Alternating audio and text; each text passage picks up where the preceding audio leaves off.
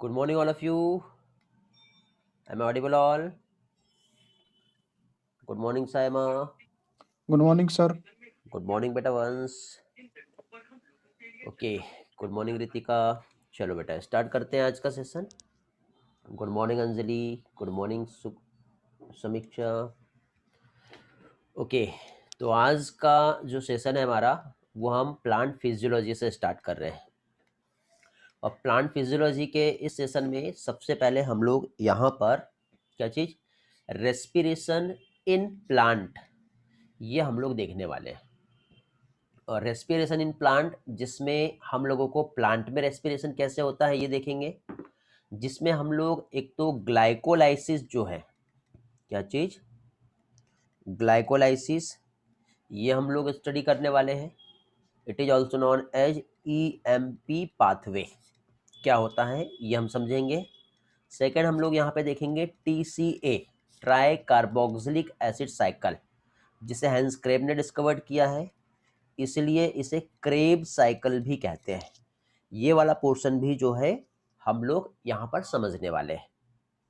तो respiration in plant की यदि हम बात करें तो यहाँ पे हम लोगों को सबसे पहले ये देखना है कि रेस्पिरेशन इन प्लांट मीन्स सबसे पहले तो रेस्पिरेशन जो हो रहा है किसमें प्लांट में, तो इसका एक्चुअली मीनिंग क्या है, यहाँ पे क्या होने वाला है वो हम लोग सबसे पहले यहाँ पर समझेंगे.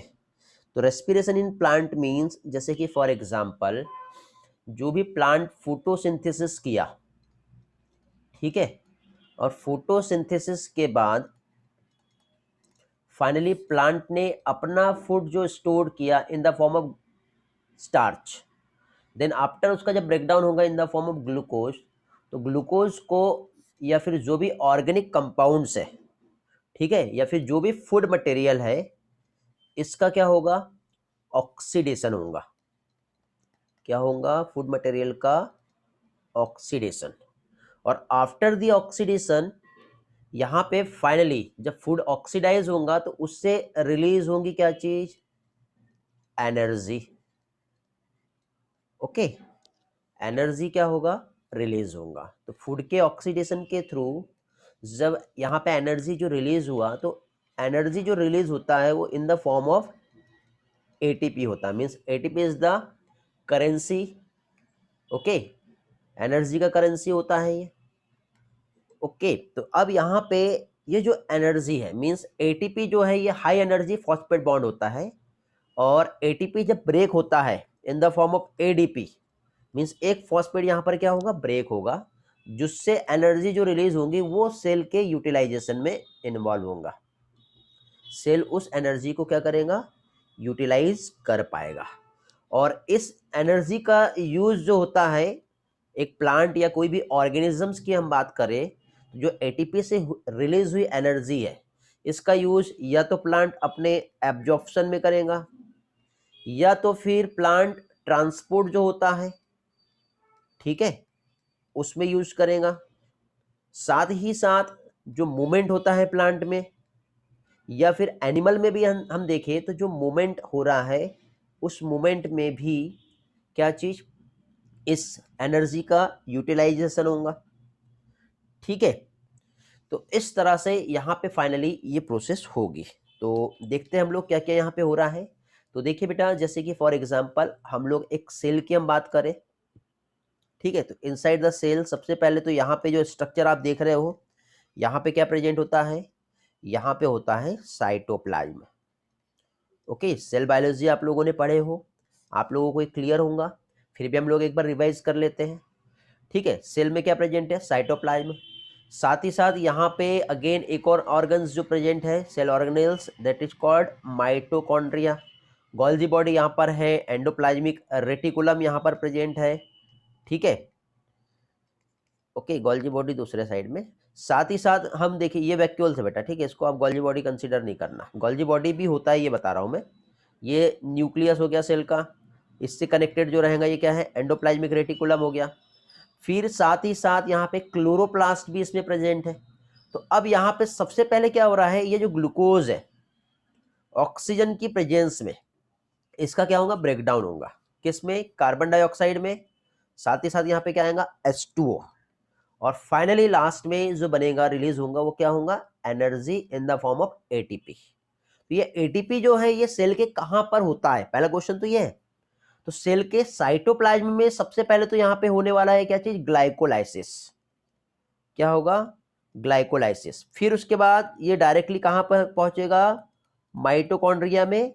और माइटोकॉन्ड्रिया में जाने के बाद फिर यहाँ पे जो प्रोसेस होंगी that is called try carboxylic acid cycle. Okay, और उसके बाद फाइनली जो है यहाँ पे कंप्लीट जो ग्लूकोज का ऑक्सीडेशन होगा, तो उससे हाई अमाउंट में एनर्जी जो होगा वो क्या होगा, रिलीज होगा। मींस यहाँ पे सिंपल टर्म में यदि हम समझे तो क्या क्या हो रहा है, यहाँ पे फूड मटेरियल का ऑक्सीडेशन हो रहा है। तो ऑक्सीडेशन ऑफ फूड जो है, जिसकी हेल्प से कार्बन एंड कार्बन मॉलिक्यूल जो है इसके बीच में जो बॉन्ड होता है वो क्या होगा, ब्रेक होगा। कहाँ से, एक कॉम्प्लेक्स मॉलिक्यूल से। और ये सारा प्रोसेस कहाँ हो रहा है, सेल के इनसाइड में, जिससे रिलीज हो रहा है क्या चीज, एनर्जी। और एनर्जी जो है मींस क्या सिंथेसिस हो रहा है, एटीपी का सिंथेसिस हो रहा है। इस फिनोमिना को कहते हैं सेलुलर रेस्पिरेशन। ओके, क्या कहते हैं इसे, सेलुलर रेस्पिरेशन हम कहते हैं। हम लोग इसी के साथ साथ अगेन जो रेस्पिरेशन हम लोग ह्यूमन में जो हम पढ़ेंगे, तो ह्यूमन में जो रेस्पिरेशन होता है उसमें सबसे पहले होता है ब्रीथिंग। क्या होता है, ब्रीथिंग, जिसे क्या कहते हैं, वेंटिलेशन। ब्रीथिंग में क्या होगा, सबसे पहले जैसे कि यहाँ पे यदि हम देखें तो ये हमारा लंग्स है। इनसाइड में लंग्स में क्या होगा बेटा, एल्वियोलाई प्रेजेंट होगा। एटमॉस्फेरिक एयर सबसे पहले फाइनली जो पहुंचेगा वो कहाँ पहुंचेगा बेटा, हमारे लंग्स में। तो ये जो एक्सचेंज होता है एटमॉस्फेयर में और लंग्स में, गैसियस एक्सचेंज, उसे कहते हैं ब्रीथिंग। ये हम लोग ह्यूमन रेस्पिरेटरी सिस्टम में पढ़ने वाले। फिर इसके बाद यहाँ पे क्या होगा, ये हमारी ब्लड वेसल्स रहती है। ओके, ये जो रहेगा ये क्या रहेगा, ब्लड वेसल्स रहेगा। तो ये जो ब्लड वेसल्स है, तो यहाँ पे फाइनली ऑक्सीजन और कार्बन डाइऑक्साइड का क्या होता है, एक्सचेंज होता है। तो यहाँ पे जो एक्सचेंज होगा ऑक्सीजन एंड कार्बन डाइऑक्साइड का, तो इसे क्या कहेंगे, एक्सटर्नल रेस्पिरेशन। क्या कहलाएगा ये, एक्सटर्नल रेस्पिरेशन। फिर फाइनली इसका ये हो रहा है क्या चीज, ट्रांसपोर्ट। ट्रांसपोर्ट होकर ये कहाँ पहुंचेगा, हमारे बॉडी की सेल्स तक के। हमारे बॉडी में जो भी टिश्यूज प्रेजेंट है वहां तक के पहुंचेगा ये। तो हमारे बॉडी की सेल्स और टिश्यूज तक के पहुंचा। देन जब वो टिश्यू और सेल्स तक के जब पहुंचेगा, तो उसे हम लोग क्या कहेंगे, उसे हम कहेंगे transport of the respiratory gases. क्या चीज, transport of the respiratory gases. Then finally फिर से यहां पर एक्सचेंज होगा। तो ये जो एक्सचेंज हो रहा है, और एक्सचेंज होने के बाद फिर यहां पे लास्ट में अगेन यहां पे ऑक्सीडेशन होगा फूड का। तो यहां पे जो गैसेस एक्सचेंज हो रहा है उसे इंटरनल रेस्पिरेशन कहेंगे। क्या कहेंगे, इंटरनल रेस्पिरेशन। और फाइनली लास्ट में जो सेल्स में जब ऑक्सीजन पहुंच गई, तो यहां पे जो फूड प्रेजेंट है उस फूड मटेरियल को क्या करेगा, ये ऑक्सीडाइज करेगा। तो इस फिनोमिना को कहते हैं सेलुलर रेस्पिरेशन। इस फिनोमिना को क्या कहते हैं, cellular respiration. Means cellular respiration जो है ये प्लांट में भी होता है, सेम प्रोसेस होंगी। और यही प्रोसेस एनिमल में भी होता है, जो कि सेम होता है। मींस एनिमल में भी ग्लाइकोलाइसिस होगा, टीसीए होगा, प्लांट में भी ग्लाइकोलाइसिस होगा और टीसीए होगा। तो हम लोग बेटे यहां से लेके यहां तक के का जो पोर्शन है, इतना पार्ट हम लोग ह्यूमन फिजियोलॉजी में स्टडी करने वाले। कहां पर, ह्यूमन फिजियोलॉजी में, जो कि ह्यूमन फिजियोलॉजी का जो पोर्शन है, ब्रीथिंग, रेस्पिरेटरी सिस्टम जो है ह्यूमन का, वहां पे देखेंगे। बट यहाँ पे हम लोगों को जो स्टडी करना है वो क्या देखना है बेटा, सेलुलर रेस्पिरेशन कैसे होता है, ये हम लोग यहाँ पे इस पोर्शन में देखने वाले हैं। समझ में आ गया बेटा। चलो तो आगे बढ़ते हैं। हम अभी सबसे पहले यहाँ पे रेस्पिरेशन इन प्लांट देखेंगे। तो जो एनर्जी सेलुलर रेस्पिरेशन से यहाँ पे जो हो रहा है, तो उसका, इस एनर्जी का यूज जो है एब्जॉर्प्शन में, ट्रांसपोर्ट में, मूवमेंट में, रिप्रोडक्शन में एंड ब्रीथिंग में, ये सारे वेरियस टाइप के एक्टिविटी में ह्यूमन या फिर एनिमल मींस प्लांट, ये अपना अपना यूटिलाइज करता है। तो ये एनर्जी एक्चुअली फॉर्म कैसे हुआ, तो हम जानते हैं बेटा एनर्जी का मेन सोर्स जो होता है वो सन होता है, जहाँ से लाइट एनर्जी आ रही है। और लाइट एनर्जी जो होता है बेटा, ये क्या हो गया हमारा, क्लोरोप्लास्ट, जहाँ पे क्लोरोफिल पिगमेंट है जो कि लाइट एनर्जी को कन्वर्ट करता है किसमें, केमिकल एनर्जी में। तो यहाँ पे लाइट एनर्जी का कन्वर्सन हुआ केमिकल एनर्जी में, मींस इस फिनोमिना को क्या कहेंगे, फोटोसिंथेसिस। जो इस चैप्टर के बाद में हम लोग फोटोसिंथेसिस पढ़ेंगे बेटा, कैसे होता है, एक एक मैकेनिज्म समझेंगे। आज का लेक्चर बेसिक कंसेप्ट पर है बेटा, जिसमें जितना भी कंसेप्ट है वो सारा मैं आपको क्लियर करवा दूंगा, फिर स्टेप बाय स्टेप हम सारी चीजें हम यहाँ पे कंटिन्यू करेंगे। एक बार जल्दी से रिस्पॉन्स दो बेटा, यहाँ पे आप लोगों को इतना पोर्शन क्लियर हुआ, क्या क्या मैंने समझाया, सारी चीजें क्लियर है बेटा, रिस्पॉन्स करेंगे जल्दी से। ओके, एक बार और बताऊं शॉर्ट में, ठीक है बेटा। ओके आयशा, एक बार शॉर्ट में हम लोग देख लेते हैं क्या क्या हम लोग यहाँ पर देखें। देखिए बेटा, इन शॉर्ट यदि हम देखें तो यहाँ पे आप लोगों को जो समझना है, हम लोग यहाँ पे पढ़ रहे हैं बेटा रेस्पिरेशन। क्या पढ़ रहे हैं हम लोग, रेस्पिरेशन। रेस्पिरेशन को हम सिंपल टर्म में यदि हम समझे तो रेस्पिरेशन जो है ह्यूमन में, ठीक है, डिफरेंट टाइप का मैकेनिज्म्स होता है। मीन सबसे पहले जो गैसियस एक्सचेंज होगा वो कैसे होगा, हमारे हमारे लंग्स में और एटमॉस्फेयर के बीच में होगा।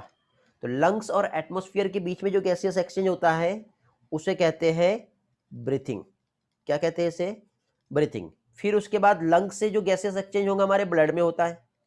तो लंग्स और ब्लड में क्या चीज बेटा, कार्बन डाइऑक्साइड और ऑक्सीजन का एक्सचेंज हो रहा है, और यहाँ पे भी ऑक्सीजन और कार्बन डाइऑक्साइड का एक्सचेंज हो रहा है, जिसमें ऑक्सीजन हमारे लंग्स में आ रहा है और कार्बन डाइऑक्साइड लंग्स से बाहर जा रहा है।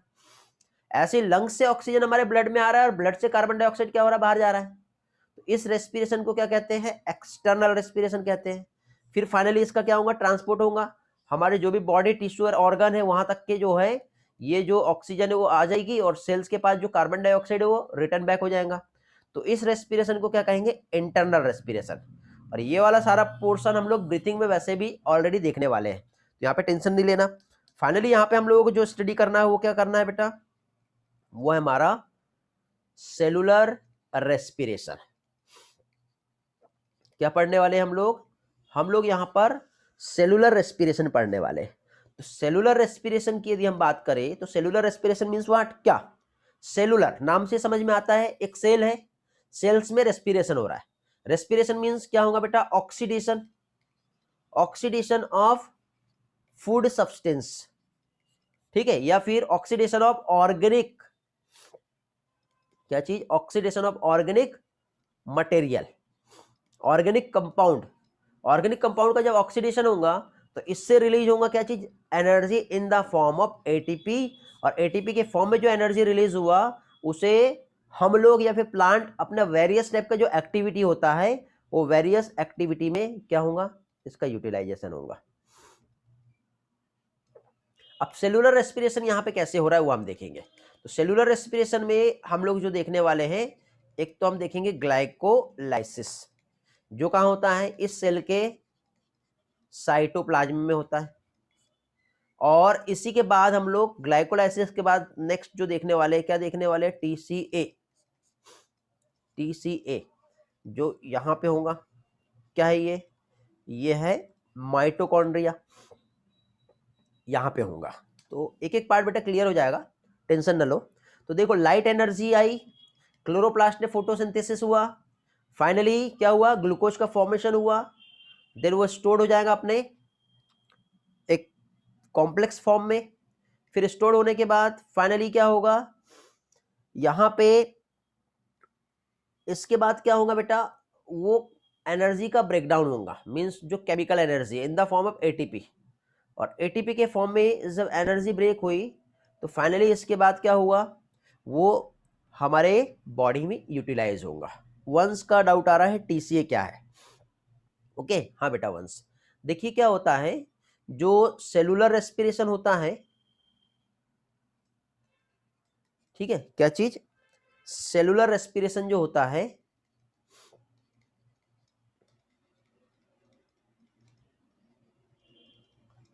ये 3 स्टेप में कंप्लीट होता है बेटा, not only single step, 3 steps में कंप्लीट होता है। जिसमें फर्स्ट आता है ग्लाइकोलाइसिस, सेकेंड होता है टीसीए, टीसीए मीन्स होता है ट्राई कार्बोक्सिलिक एसिड साइकिल, और नेक्स्ट आता है ETC, या फिर इसी को कहते हैं ETS। ETC means electron transport system या इलेक्ट्रॉन ट्रांसपोर्ट चेन। ये 3 स्टेप्स में सेलुलर रेस्पिरेशन कंप्लीट होता है, और जब ये कंप्लीट होगा तब जाके यहाँ पे एनर्जी बनती है इन द फॉर्म ऑफ ATP। समझे? अब ये TCA होता क्या है इसको हम समझते हैं बेटा। ठीक, डोंट वरी, टेंशन ना लो, ये वाला पार्ट मैं आपको डिटेल में स्टेप बाय स्टेप समझाने वाला हूँ, बट सिर्फ हम लोग यहाँ पे टर्म समझ रहे हैं। ठीक है, आपने क्वेश्चन पूछ लिया इसलिए मैं आपको समझा देता हूँ। ग्लाइकोलाइसिस में क्या हो रहा है बेटा, जो ग्लूकोज मॉलिक्यूल होता है, आप लोगों ने 10th बोर्ड में वैसे भी इसका स्टडी किया होगा। ग्लूकोज मॉलिक्यूल सबसे पहले ब्रेक डाउन होगा, तो ब्रेक होने के बाद क्या बनाता है, ये बनाता है पायरुविक एसिड। ठीक है, तो ग्लूकोज का पायरुविक एसिड में कन्वर्सन, इतना जो प्रोसेस होता है इसे कहते हैं ग्लाइकोलाइसिस। क्या कहते हैं इसे कहते हैं ग्लाइकोलाइसिस। फिर पायरुविक एसिड जो है ये कन्वर्ट होगा किसमें, ये कन्वर्ट होगा, क्योंकि देखो ग्लूकोज जो है मींस किससे फॉर्म हुआ बेटा, तो ग्लूकोज देखो CO2 प्लस H2O फोटोसिंथेसिस हुआ था, तब जाके ग्लूकोज बना था। तो वापस से ग्लूकोज का कंप्लीट ऑक्सीडेशन करना है तो हमको CO2 और H2O बनाना पड़ेगा। तो ये पायरुविक एसिड कन्वर्ट होगा किसमें, complete as it is similar CO2 और H2O में, बट ये एक साइकिल की हेल्प से होगा इस तरह से कंप्लीट। पायरुविक एसिड सबसे पहले सिट्रिक एसिड बनाएगा, फिर वहां पे वेरियस टाइप के मैकेनिज्म्स यहाँ पे होंगी, ठीक है, और उसके बाद अल्टीमेटली फाइनली CO2 और H2 बनेंगे, और ये सब बनने के बाद फाइनली लास्ट में जो रिलीज होगा वो क्या होगा, ATP रिलीज होगा। तो TCA मीन्स होता क्या है, TCA मीन्स होता है try carboxylic acid cycle. Try मतलब जो फर्स्ट कंपाउंड है वो होता है साइट्रिक एसिड। क्या होता है, साइट्रिक एसिड, और साइट्रिक एसिड 3 कार्बन वाला होता है, इसलिए उसको ट्राई कार्बोक्सिलिक एसिड कहते हैं, और इसका कंप्लीट ब्रेकडाउन होता है जिससे CO2 H2O प्लस एनर्जी बनती है, इसलिए उसको TCA कहते हैं। वंस बेटा समझ में आ गया, नहीं भी आया होगा तो टेंशन ना लो, क्योंकि ये वाला पार्ट स्टेप बाय स्टेप हम आगे जब समझेंगे तो क्लियर हो जाएगा। अभी एक से बेसिक कंसेप्ट मैंने यहाँ पे आप लोगों को समझाया हूँ। रिस्पॉन्स करो बेटा। Yes sir. चलो ओके, आगे देखते हैं अभी हम लोग नेक्स्ट पार्ट। तो अभी हम लोगों का यहाँ पे क्या देख लिया हम लोगों ने, सेलुलर रेस्पिरेशन क्या होता है, इसके बेसिक से कंसेप्ट हम लोगों ने यहाँ पर देखे अभी। ओके, अब यहाँ पे रेस्पिरेशन इन प्लांट जो हम लोग यहाँ पर जो देख रहे हैं, तो respiration in plant means ultimate जो सोर्स होता है फूड का, ठीक है, वो क्या है बेटा, फोटोसिंथेसिस ही है, क्योंकि फोटोसिंथेसिस होगा तब जाके ही यहाँ पे एनर्जी फॉर्म होगी। मींस सन से जो एनर्जी है, लाइट एनर्जी, वो कन्वर्ट हो रहा है ग्लूकोज के फॉर्म में, बट इसके लिए यहाँ पे जो प्रोसेस इन्वॉल्व होंगी, ठीक है, रेस्पिरेशन में, वो कौन सा होगा, वो होगा फोटोसिंथेसिस। ठीक है, अब फोटोसिंथेसिस के बाद फाइनली यहाँ पे जो मेन रेस्पिरेटरी सबस्ट्रेट जो रहेगा वो क्या रहेगा, ग्लूकोज रहेगा। क्या रहेगा, ग्लूकोज। अब इस ग्लूकोज को तोड़ के उससे फिर से एनर्जी बनाना है तो उसके लिए हमको क्या चाहिए, ऑब्वियसली ऑक्सीजन चाहिए। समझे? तो ग्लूकोज जो रहेगा वो क्या रहेगा, ऑक्सीडाइजेबल कंपाउंड रहेगा यहाँ पर। तो एक कंपाउंड जो ऑक्सीडाइज होने वाला है during the oxidation, during the respiration, that is called glucose, जिसे हम कहते हैं रेस्पिरेटरी सबस्ट्रेट। ठीक है, जो ऑक्सीडाइज हो रहा है ड्यूरिंग द रेस्पिरेशन, तो वो कंपाउंड को क्या कहेंगे, रेस्पिरेटरी सबस्ट्रेट। तो मेन रेस्पिरेटरी सबस्ट्रेट जो होता है वो क्या होता है, ग्लूकोज होता है। नीट का आपका ये क्वेश्चन है बेटा, नीट में आपको एक क्वेश्चन कॉमनली ज्यादातर पूछा जाता है, ग्लूकोज ही मेन रेस्पिरेटरी सबस्ट्रेट होता है। ओके, ये याद रखोगे, ठीक। बट इसके अलावा बेटा, नॉट ओनली ग्लूकोज, इसके अलावा प्रोटीन भी रेस्पिरेटरी सबस्ट्रेट है, फैट भी रेस्पिरेटरी सबस्ट्रेट है, ऑर्गेनिक एसिड जो है वो भी रेस्पिरेटरी सबस्ट्रेट होता है। But most common respiratory substrate वो क्या है, कार्बोहाइड्रेट। मींस क्या, ग्लूकोज जो है ये मोस्ट कॉमन रेस्पिरेटरी सबस्ट्रेट होता है। समझ में आ गया? तो प्रोसेस नंबर 1 फोटोसिंथेसिस हुआ, प्रोसेस नंबर 2 जो कि माइटोकॉन्ड्रिया में कंप्लीट जब होगा तो वो क्या कहलाएगा, सेलुलर रेस्पिरेशन, क्योंकि यहाँ पे साइटोप्लाज्म में और माइटोकॉन्ड्रिया दोनों भी जगह पे सेलुलर रेस्पिरेशन होने वाला है। ठीक है, चलो आगे बढ़ते हैं। तो अब यहाँ पे जो एनर्जी जो रिलीज हुई, अब देखो यहाँ से जो एनर्जी रिलीज हो रही है, कब, जब ग्लूकोज का ब्रेकडाउन हो रहा है, तो क्या डायरेक्टली यूटिलाइज हो रही है क्या? नहीं, डायरेक्टली यूटिलाइज नहीं हो रही है। तो ये जो एनर्जी रिलीज हुई है ये डायरेक्टली यूटिलाइज नहीं होंगी, तो ये किसी न किसी फॉर्म में स्टोर होने वाली है, कन्वर्ट होने वाली है। किस फॉर्म में हो रही है? एटीपी के फॉर्म में हो रही है।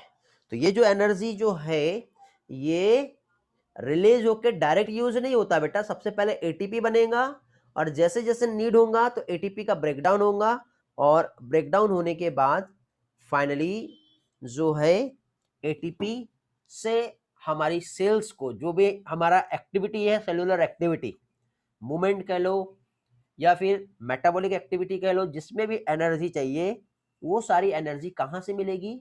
वो मिलेगा एटीपी से। इस तरह से हम एटीपी को क्या कह सकते हैं? Energy currency of the cell. Okay, समझ में आ गया बेटा? तो अब सबसे पहले प्लांट में जो रेस्पिरेशन होगा ये कैसे होगा? क्योंकि हम जानते हैं बेटा प्लांट में लीफ होती है और लीफ में माइन्यूट सी ओपनिंग्स होती है जिसे हम क्या कहते हैं? स्टोमेटा। और यही स्टोमेटा जहां से ट्रांसपिरेशन भी होता है और यही स्टोमेटा जहां पे गैसियस एक्सचेंज होगा। ओके, ऑक्सीजन और कार्बन डाइऑक्साइड का क्या होता है? यहां पर एक्सचेंज होता है। ठीक है, तो इस फिनोमिना को क्या कहते हैं? प्लांट में जो है वो क्या चीज? ब्रीथिंग हो रही है। तो ब्रीथिंग प्लांट में कैसे होता है ये हम देखेंगे, क्योंकि प्लांट में बेटा कोई स्पेशल टाइप का रेस्पिरेटरी ऑर्गन प्रेजेंट नहीं होता है। और जब रेस्पिरेटरी ऑर्गन स्पेशल टाइप का नहीं है प्रेजेंट तो प्लांट में फिर किस तरह से होने वाला है? तो लीफ जो है, लीफ में स्टोमेटा और यही चीज हम स्टेम यदि हम देखें तो वहां पे भी माइन्यूट सी ओपनिंग जो होती है उसे लेंटिसेल्स कहते हैं। उसकी हेल्प से क्या होता है? प्लांट में क्या होगा? ब्रीथिंग होगी। तो यहाँ पे अभी हम क्या देख रहे हैं बेटा? ब्रीथिंग इन प्लांट जो है ये कैसे होगा? तो प्लांट में ब्रीथिंग आप देखो यहाँ पे दिख रहा है आपको, ये माइन्यूट सी एक ओपनिंग, ये जो लीफ है आपकी, इस लीफ में यहाँ पे यदि हम इसके सेक्शंस को कट करके जब हम माइक्रोस्कोप में देखते हैं तो माइक्रोस्कोप में देखने के बाद हमको इस तरह से एक ओपनिंग दिखती है और एक क्लोज, एक इस तरह से स्ट्रक्चर दिख रहा है। तो एक स्टोमेटा जो कि ओपन है और एक स्टोमेटा जो कि क्लोज है। ठीक है, इसी तरह से यहाँ पर हम ये स्टेम का हम पार्ट देखें तो स्टेम में भी हमको एक माइन्यूट सी ओपनिंग दिखाई दे रही है ये वाली। तो जो स्टोमेटा ओपन या क्लोज है, तो ओपन जो स्टोमेटा है इससे गैसेस एक्सचेंज हो पाएगा। ठीक है, कार्बन डाइऑक्साइड कह लो, ऑक्सीजन कह लो, water in the form of vapours, as it is ये जो लेंटिसेल्स है यहां से भी जो है क्या होगा बेटा? गैसेस एक्सचेंज होगा। ठीक है, तो इस तरह से प्लांट जो है वो क्या कर रहा है बेटा? ब्रीथ कर रहा है। मीन्स रेस्पिरेशन जो प्लांट में हो रहा है ऑक्सीजन, ठीक है, और कार्बन डाइऑक्साइड का क्या हो रहा है बेटा? एक्सचेंज हो रहा है। और वो किससे हो रहा है? एक तो लेंटिसेल से और दूसरा क्या चीज? स्टोमेटा से। तो स्टोमेटा कहां पर प्रेजेंट है? हमारे लीफ में। लेंटिसेल्स कहां प्रेजेंट है? हमारे स्टेम में। हमारे मीन्स प्लांट के, ठीक है, हमारे नहीं, प्लांट के। ठीक है, लीफ और स्टेम में स्टोमेटा और लेंटिसेल्स प्रेजेंट होते हैं जहां पे प्लांट में गैसेस एक्सचेंज जो है ये होता है। क्यों? क्योंकि बेटा प्लांट में किसी भी टाइप का स्पेशलाइज रेस्पिरेटरी ऑर्गन प्रेजेंट नहीं है। ठीक है, जिससे हमारे इसमें लंग्स होता है जिससे हम ब्रीथिंग कर सकते हैं। ठीक है, फिश में हम देखें तो गिल्स वहां पे प्रेजेंट होती है। कॉकरोच में हम लोगों ने स्पाइरिकल्स पढ़े थे, याद है? ट्रैक्यूल्स पढ़े थे। तो इस तरह का स्पेशलाइज जो ऑर्गन है ये प्लांट में प्रेजेंट है क्या? नहीं है। तो प्लांट में जब इस तरह का जो एक्सचेंज ऑर्गन्स नहीं है तो वो खुद की केयर खुद से कर रहा है और उसमें जो भी ट्रांसपोर्ट, गैसेस ट्रांसपोर्ट जो रहेगा वो लिमिटेड होगा। ऐसा नहीं कि हम जैसे ब्रीथ कर पा रहे हैं ऐसा प्लांट कर पाएगा, नहीं बेटा। गैसेस एक्सचेंज जो होता है वो कंपैरिजन टू एनिमल हम देखें तो प्लांट में बहुत ही लो होता है। क्या देख रहे हैं हम लोग यहाँ पे? प्लांट को क्यों नीड हुआ इस तरह का स्पेशलाइज ऑर्गन? ओके, क्या देख रहे हैं हम लोग? प्लांट को क्यों नीड हुआ इस तरह का स्पेशलाइज ऑर्गन? तो यदि हम देखें तो इसका आंसर यही है, फर्स्टली कि प्लांट जो है, हर एक प्लांट उसका खुद का अपना एक्सचेंज है और जो एक्सचेंज गैसेस ट्रांसपोर्ट होगा वो लिमिटेड होगा। इसका मेन रीजन यही है कि क्या कह सकते हैं हम लोग? गैसियस एक्सचेंज जो है एनिमल के कंपैरिजन में बहुत कम है, स्पेशल ऑर्गन नहीं है, लेकिन वो खुद से अपनी केयर कर पा रहा है। साथ ही साथ मिनिमम गैसियस एक्सचेंज होता है, और ये भी कब, जनरली जब फोटोसिंथेसिस होती है उस टाइम पे देखने को मिलता है। और उसी टाइम पे जो होता है बेटा, ऑक्सीजन जो है उस सेल से क्या होगा, रिलीज होता है। ठीक है, लीप में स्पेशल टाइप का एडाप्टेशन जो है देखने को मिला है, ठीक, ताकि गैसियस एक्सचेंज प्रॉपरली प्लांट में हो पाए। ठीक है बेटा, समझ में आ गया ये वाला पोर्शन आप लोगों को, इतना पार्ट। तो इसमें हम लोगों ने क्या देख लिए, यहाँ पे हम लोगों ने देख लिए कि प्लांट को जब स्पेशलाइज ऑर्गन का जो नीड क्यों हुआ, तो पहली चीज तो most of the living plants की यदि हम बात करें, ठीक है, या मोस्ट ऑफ द सेल्स हम देखें, जो लिविंग सेल्स होती है वो डायरेक्टली एयर के कांटेक्ट में रहेगी। ठीक है, और ये प्लांट के सरफेस पर ही प्रेजेंट होगी, जो भी लिविंग सेल्स है। ठीक है, प्लांट की जो सरफेस है वहां पर ही प्रेजेंट होती है। स्टेम भी लिविंग सेल्स है। तो यहाँ पे बेटा ये जो बार्क है, बार्क के जस्ट नीचे हम देखेंगे, ठीक है, बिनीथ द बार्क, तो वहां पर भी एक लेयर जो हम देखेंगे वो लिविंग सेल्स की रहेंगी, और यहाँ पे लेंटिसल्स प्रेजेंट है, तो इसलिए यहाँ पे इजीली क्या है, गैसेस एक्सचेंज हो पाएगा। तो क्या देख रहे हैं हम लोग, most of the living cells जो कॉन्टेक्ट है एयर के, जो लोकेटेड रहेगा क्या बेटा, close to the plant surface. जैसे कि फॉर एग्जांपल स्टेम की हम बात करें, तो उसमें लिविंग सेल्स का ऑर्गेनाइजेशन कैसे होगा बेटा, थिन लेयर रहती है बिनीथ द बार्क, और ये जो है, ठीक, जिसे हम क्या कहते हैं, उसी के साथ साथ उसमें लेंटिसेल्स है, जिसकी हेल्प से यहाँ पे इजीली गैसेस एक्सचेंज हो जाएगा। लीफ, स्टेम और रूट की हम बात करें, तो यहाँ पे पैरेन्काइमेटा सेल्स प्रेजेंट होती है, ठीक है, इस तरह से, जो कि बेटा उसमें क्या होता है, वो लूजली पैक्ड होती है, क्योंकि यहाँ से यदि हमको एयर आई तो ये ऐसे घूम फिर के अंदर साइड जा पाए। यदि डेंसली पैक्ड हो जाएंगी ऐसा क्लोज, तो एयर तो यहीं आ जाएगा, अंदर जा पाएगा क्या, नहीं। बट ऐसा नहीं होता है, यहाँ पे पैरेन्काइमेटस सेल्स जो होता है रूट और स्टेम और लीफ में हम देखें तो ये लूजली पैक्ड होती है, जिसकी वजह से बेटा इंटरकनेक्टेड एयर स्पेस इसमें देखने को मिलेगा। इस तरह से एक सेल्स रहेगा, फिर अगेन एक सेल्स रहेगा, फिर अगेन एक सेल्स रहेगा, तो बीच में आपको क्या है, एयर स्पेस देखने को मिल रहा है। और यदि मान लो एयर को यहाँ से इधर भेजना भी है, तो इजिली ये इस तरह से क्या होगा, आगे पास हो सकता है। ठीक है, तो इस तरह से एयर जो रहेगी ये क्या होगी, आगे पास हो सकती है। ठीक, तो प्लांट में जो ब्रीथिंग हो रही है, तो क्या होगा बेटा, ब्रीथिंग में वही ग्लूकोज जो है उसका कंप्लीटली ऑक्सीडेशन होगा। तो ग्लूकोज को चाहिए ऑक्सीजन, तो ग्लूकोज को मिल गया ऑक्सीजन, ऑक्सीजन मिलने के बाद अल्टीमेटली ये CO2, साथ ही साथ H2O, और लास्ट में क्या आएगा, ATP। इस फॉर्म में क्या होगा, इसका कन्वर्सन होगा, तब जाके यहाँ पे एनर्जी का फॉर्मेशन होगा। मींस कंप्लीट जब ग्लूकोज का कंबशन होता है तब जाके हायर अमाउंट में एनर्जी रिलीज होती है, ये चीज याद रखना, कंप्लीट कंबशन ऑफ ग्लूकोज। ठीक है, क्योंकि रेस्पिरेशन जो है दो टाइप का होता है बेटा। यदि हम यहाँ पर देखें तो रेस्पिरेशन जो है ये टू टाइप का होता है। टू टाइप का कैसे, एक तो होगा एरोबिक रेस्पिरेशन, एक जो होगा वो होगा एन एरोबिक रेस्पिरेशन।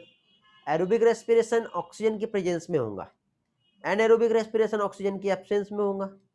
तो अब यहाँ पे जब ऑक्सीजन की प्रेजेंस में यदि जो रेस्पिरेशन हो रहा है, तो उसमें क्या होगा, ग्लूकोज का कंप्लीट ऑक्सीडेशन होता है, और जब ग्लूकोज का कंप्लीट ऑक्सीडेशन होगा तो यहाँ पे क्या होगा बेटा, हायर अमाउंट में एनर्जी रिलीज होंगी। लेकिन यही चीज हम एनारोबिक यदि हम देखें तो एनारोबिक में इनकम्प्लीट ऑक्सीडेशन होता है, और इनकम्प्लीट ऑक्सीडेशन में ओनली 2 ATP बनते हैं। लेकिन ये चीज हम देखें तो यहाँ पे 38 ATP का प्रॉफिट होता है कंप्लीट जब ग्लूकोज का ऑक्सीडेशन होगा। तो 38 और 36 प्रोकैरियोटिक और यूकैरियोटिक में डिफरेंट होगा। ठीक है, तो इस तरह से यहाँ पे ATP का फॉर्मेशन होता है। तो अब देखो यहाँ पे जो भी पार्ट हम लोगों ने देखे, तो इसमें क्या हो रहा है बेटा, एक रिएक्शन, एक इक्वेशन जो दी हुई है, जिसमें आप देख रहे हो ग्लूकोज है, ग्लूकोज का ऑक्सीडेशन हो रहा है, कार्बन डाइऑक्साइड और वाटर यहाँ पे फॉर्म हो रहे हैं, और साथ ही साथ यहाँ पे एनर्जी भी फॉर्म हो रही है इन द फॉर्म ऑफ ATP। किस फॉर्म में एनर्जी आ रही है, ATP के फॉर्म में यहाँ पर जो है क्या आएगा, एनर्जी आएगा। ठीक है, तो अब ATP के फॉर्म में यहाँ पे जो एनर्जी आई, ठीक है, तो ये जो एनर्जी है इसका यूटिलाइजेशन हो जाएगा। जो भी मॉलिक्यूल्स हैं, ठीक है, अदर मॉलिक्यूल्स जिसका हमको सिंथेसिस यहाँ पे करना है, तो उसकी सिंथेसिस के लिए यहाँ पे इस एनर्जी का क्या होगा, यूटिलाइजेशन होगा। मीन्स प्लांट में जो भी वहाँ पे ऑर्गेनिक कंपोनेंट्स का फॉर्मेशन हो रहा है, अदर टाइप के मॉलिक्यूल्स का यहाँ पे जो फॉर्मेशन हो रहा है, वो इस एटीपी से एनर्जी लेगा, देन फाइनली उस कंपोनेंट्स का यहाँ पे फॉर्मेशन करेगा। समझ में आ गया बेटा इतना portion? Hello, this all slide are helpful to you, yes और नो? समझ में आ रहा है? इसी तरह से हम स्लाइड की हेल्प से सारी चीजें समझेंगे बेटा। चैप्टर बहुत इजी रहेगा, सारे कंसेप्ट अच्छे से समझेंगे और बहुत जल्दी आपका ये पोर्शन हो जाएगा, ताकि आपको रिवीजन के लिए टाइम मिले और अच्छी तरह से आप प्रैक्टिस भी कर पाओ। ठीक है, चलो अंजलि, साइमा, श्रुतिका, नौसिम, सभी के मैसेजेस आ रहे हैं। ग्रेट, ओके बेटा, ठीक है। समीक्षा, चलो बेटा वेरी गुड। किसी को बेटा इतने पार्ट में कुछ पूछना हो तो आप पहले पूछ सकते हो, अदरवाइज फिर हम आगे कंटिन्यू करेंगे। कुछ भी डाउट हो यहाँ तक के? नहीं है, क्लियर है? ओके, समीक्षा को क्लियर है, बाकी लोगों को? Tejaswini no doubt, Prachi clear है? ओके, यस सर, क्लियर है। ओके, वंश का भी क्लियर हो गया, अंजलि भी ओके, चलो वेरी गुड। जहाँ पे भी डाउट होता इमीडिएटली आप पूछ सकते हो। नौसीम क्लियर, साहिल क्लियर, चलो तो आगे बढ़ते हैं बेटा। नेक्स्ट पार्ट हम देखेंगे, हम ब्रीथिंग इन प्लांट जो पढ़ रहे हैं, तो प्लांट में ब्रीथिंग कैसे हो रहा है वो हम देख रहे हैं। ठीक है, तो प्लांट में जो ब्रीथिंग का मैकेनिज्म होता है, मींस यहाँ पे सबसे पहले ये जो ग्लूकोज है, इस ग्लूकोज का यहाँ पे क्या हो रहा है, कैटाबॉलिज्म हो रहा है। ग्लूकोज का यहाँ पर क्या हो रहा है, कैटाबॉलिज्म हो रहा है। तो जब कैटाबॉलिज्म होगा तो यहाँ पे देखिए, ड्यूरिंग द ग्लूकोज कैटाबॉलिज्म क्या है, डायरेक्टली क्या कह सकते हैं हम लोग, not liberate energy goes out as a heat. यहां पे ग्लूकोज टूटा तो डायरेक्टली हीट बनी क्या? नहीं बेटा, ग्लूकोज का जब ऑक्सीडेशन हुआ तो यहाँ पे एक सिंगल स्टेप मैकेनिज्म भी नहीं है बेटा, 9 to 10 स्टेप्स ऑफ मैकेनिज्म्स यहाँ पे आप देखोगे। ग्लूकोज कन्वर्ट होगा ग्लूकोज 6 फॉस्फेट में, फिर फ्रक्टोज 6 फॉस्फेट, फिर फ्रक्टोज 1,6 डाइफॉस्फेट, फिर glyceraldehyde 3 phosphate, dihydroxy acetone phosphate. इस तरह से यहाँ पे डायरेक्टली ये जो है ये क्या हो रहा है, स्टेप बाय स्टेप मैकेनिज्म्स हो रही है। तो यहाँ पे ग्लूकोज जो ऑक्सीडाइज हो रहा है तो वहां पे कुछ स्टेप वाइज मैकेनिज्म्स होंगी और फाइनली कंप्लीट स्टेप्स के बाद हीट में एनर्जी रिलीज नहीं हो रही है। क्या एनर्जी? एनर्जी से सिंथेसिस हो रहा है एटीपी। ये ऑलरेडी मैंने आपको पहले भी बताया हूं, ऑलरेडी एक्सप्लेन कर चुका हूं बेटा मैं ये पार्ट। ओके, तो एनर्जी जो है एटीपी के फॉर्म में आई ड्यूरिंग द रेस्पिरेशन। अभी ऑक्सीजन जो है इसका जब यूटिलाइज होगा तो वाटर बाहर निकलेगा, कार्बन डाइऑक्साइड भी रिलीज हो जाएगा, ठीक है, और एनर्जी भी रिलीज होंगी। रेस्पिरेशन की इस प्रोसेस में ये सारा मैकेनिज्म्स होने वाला है। और कुछ ऑर्गेनिजम्स की यदि हम बात करें तो वो ऑक्सीजन की प्रेजेंस में यदि सरवाइव नहीं कर सकते तो वो ऑक्सीजन की एब्सेंस में सरवाइव करते हैं, जिसको हम एनेरोबिक ऑर्गेनिजम्स कहते हैं। कुछ ऐसे होते हैं जिसको ऑक्सीजन चाहिए ही नहीं, जिसको हम ऑब्लिगेटेड एनारोब्स कहते हैं। जैसे क्लोस्ट्रिडियम एक बैक्टीरिया होता है, उसको ऑक्सीजन नहीं चाहिए होता है, गलती से भी उसको ऑक्सीजन मिल गया तो सरवाइव नहीं कर सकता, समझे। लेकिन कुछ ऐसे होते हैं जो ऑप्शनल रहते हैं, मिल गया तो ठीक, नहीं मिला तो ठीक, है तो वो एनारोबिक, लेकिन गलती से बाय चांस उसको ऑक्सीजन प्रोवाइड हो भी गई तो वो उस ऑक्सीजन को टॉलरेट कर सकते हैं। तो इस टाइप के ऑर्गेनिज्म फैकल्टेटिव एनारोब्स कहलाते हैं। क्या कहलाते हैं? फैकल्टेटिव एनारोब्स कहलाते हैं। ओके, तो ये था हमारा जनरल सा इंट्रोडक्टरी पार्ट जो कि हम लोगों ने यहाँ पर देखे। अभी हम लोग यहाँ पर नेक्स्ट पोर्शन मींस क्या चीज हम देखने वाले हैं, ग्लाइकोलाइसिस, ईएमपी पाथवे। ठीक है, तो ये जो ग्लाइकोलाइसिस या ईएमपी पाथवे जो है, इसमें सबसे पहले तो ये किस तरह से यहाँ पे ब्रेकडाउन हो रहा है, ये डिफरेंट टाइप के आप कंपोनेंट जो देख रहे हो ये किस तरह से यहाँ पे फॉर्म हो रहा है, ये सारी चीजें हम लोग यहाँ पर देखेंगे स्टेप बाय स्टेप। तो सबसे पहले हम लोग देखें बेटा, तो देखो नाम से हमें समझ में आता है, थोड़ा सा हम कंसेप्ट समझ लेते हैं पहले। क्या देख रहे हैं हम लोग, ग्लाइकोलाइसिस मीन्स सबसे पहले तो ग्लूकोज। ये जो ग्लूकोज है ये है 6 कार्बन कंपाउंड है। पहली चीज बहुत इंपॉर्टेंट है, याद रखना है, ग्लूकोज जो है ये 6 कार्बन कंपाउंड है। और हम लोग यहाँ पे जो देख रहे हैं क्या चीज, ग्लाइकोलाइसिस। ये ग्रीक वर्ड से लिया हुआ बेटा, 2 वर्ड आपको यहाँ पे दिख रहे हैं, तो ग्लाइको, दूसरा लाइसिस। ग्लाइको मीन्स शुगर या फिर ग्लूकोज, जो कि हम लोगों ने यहाँ पर देखे। लाइसिस मीन्स होता है डिजोल्यूशन या फिर स्प्लिटिंग। ओके, क्या चीज, splitting of the sugar, that is called glycolysis.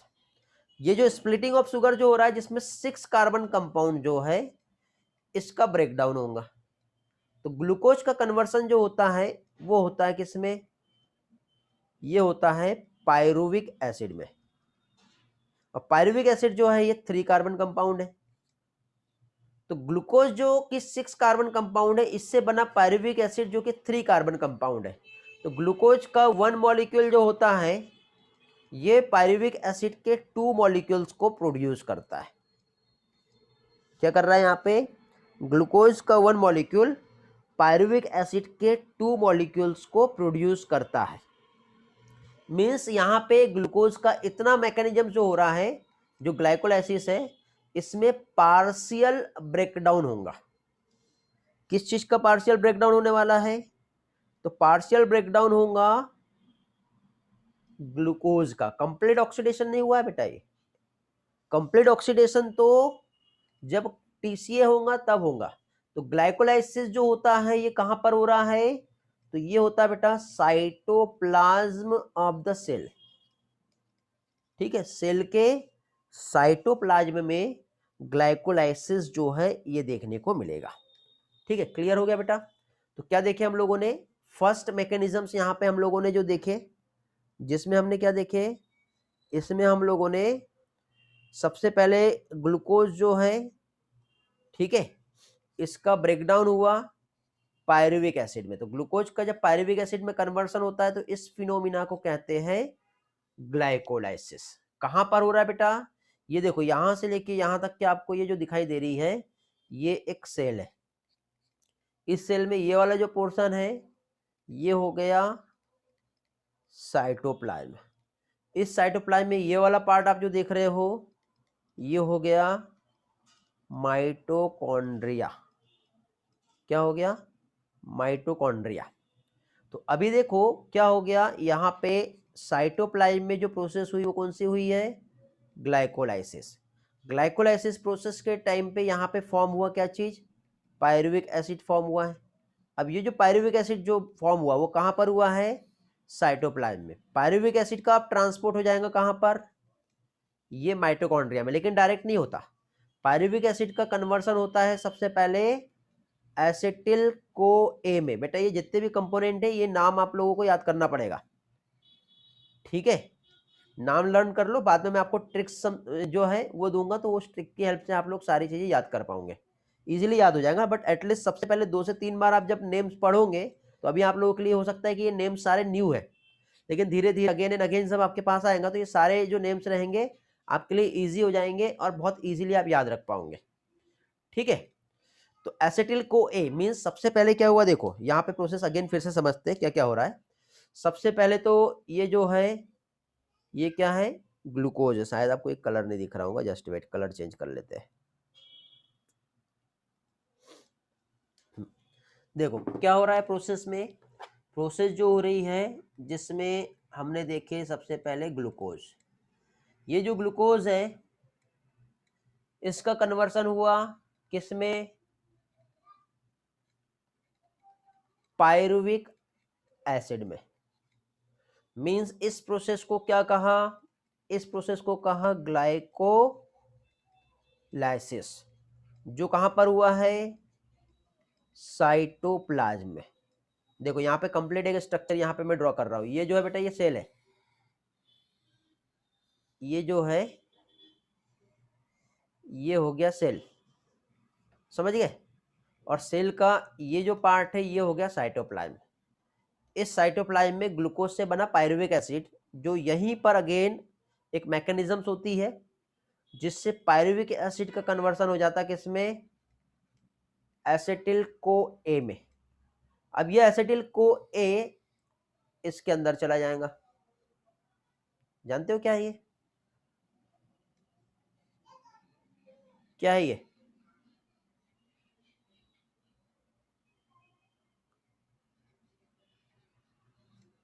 Acetyl को ये यहां पे पहुंच गया, माइटोकॉन्ड्रिया। Very good. माइटोकॉन्ड्रिया का ये हो गया मैट्रिक्स, ठीक है, तो माइटोकॉन्ड्रिया के मैट्रिक्स में पहुंच जाएगा। देन यहां पे जो प्रोसेस होंगी वो रहेगा TCA, क्योंकि एसिटिल को ए जब यहां पे गया तो माइटोकॉन्ड्रिया में जाते ही होता क्या है जानते हो आप, यहां पे एक कंपोनेंट प्रेजेंट होता है जिसे कहते हैं ऑक्जेलो एसिटिक एसिड।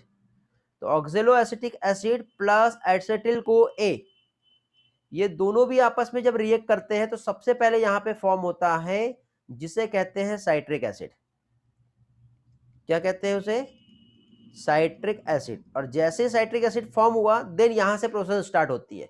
तो सबसे पहला यहाँ पे जो कंपोनेंट जो बना वो क्या है, 3 कार्बन वाला होता है बेटा ये, और 3 कार्बोक्सिलिक एसिड होती है, सॉरी 3 कार्बन नहीं, 3 कार्बोक्सिलिक एसिड होते हैं, ठीक है। तो 3 कार्बोक्सिलिक एसिड है साइट्रिक एसिड, इसलिए इसको ट्राई कार्बोक्सिलिक एसिड साइकिल कहते हैं। इसका ब्रेकडाउन होगा फिर कंप्लीटली, जो कहाँ होने वाला है, माइटोकॉन्ड्रिया के मैट्रिक्स में होने वाला है। तो ये 2 प्रोसेस हमें पढ़ना है। ये हो गया हमारा ग्लाइकोलाइसिस, और यहाँ पे जो हो रहा है वो क्या हो रहा है बेटा, क्रेब साइकिल, जिसे TCA भी कहते हैं। समझ गए? तो ये वाला पार्ट हम लोगों ने यहाँ पे समझे।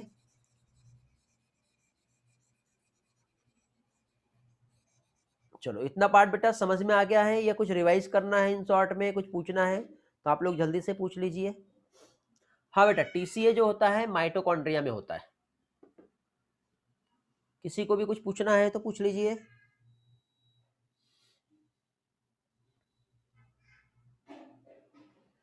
एवरीथिंग इज क्लियर, तो आगे बढ़ते हैं।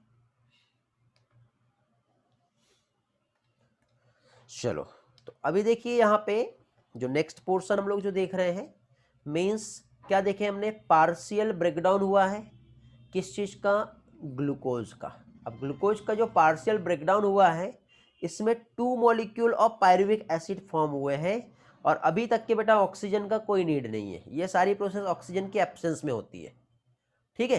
पायरुविक एसिड के बाद बेटा डिसाइड होता है रेस्पिरेशन एरोबिक या एनारोबिक होगा या नहीं होगा, ठीक है। जैसे कि फॉर एग्जांपल हमारी मसल्स की हम बात करें, ठीक है, तो आप देखना हम जब बहुत तेजी से ज़्यादा दौड़ लेते हैं, रनिंग कर लेते हैं, या हम जिम जाते हैं, जब एक्सरसाइज करते हैं, तो हमारी मसल्स को जब प्रॉपर ऑक्सीजन नहीं मिल पाता है, तो ऑक्सीजन के एब्सेंस में ये पायरुविक एसिड जो है ये कन्वर्ट हो जाता है लैक्टिक एसिड में।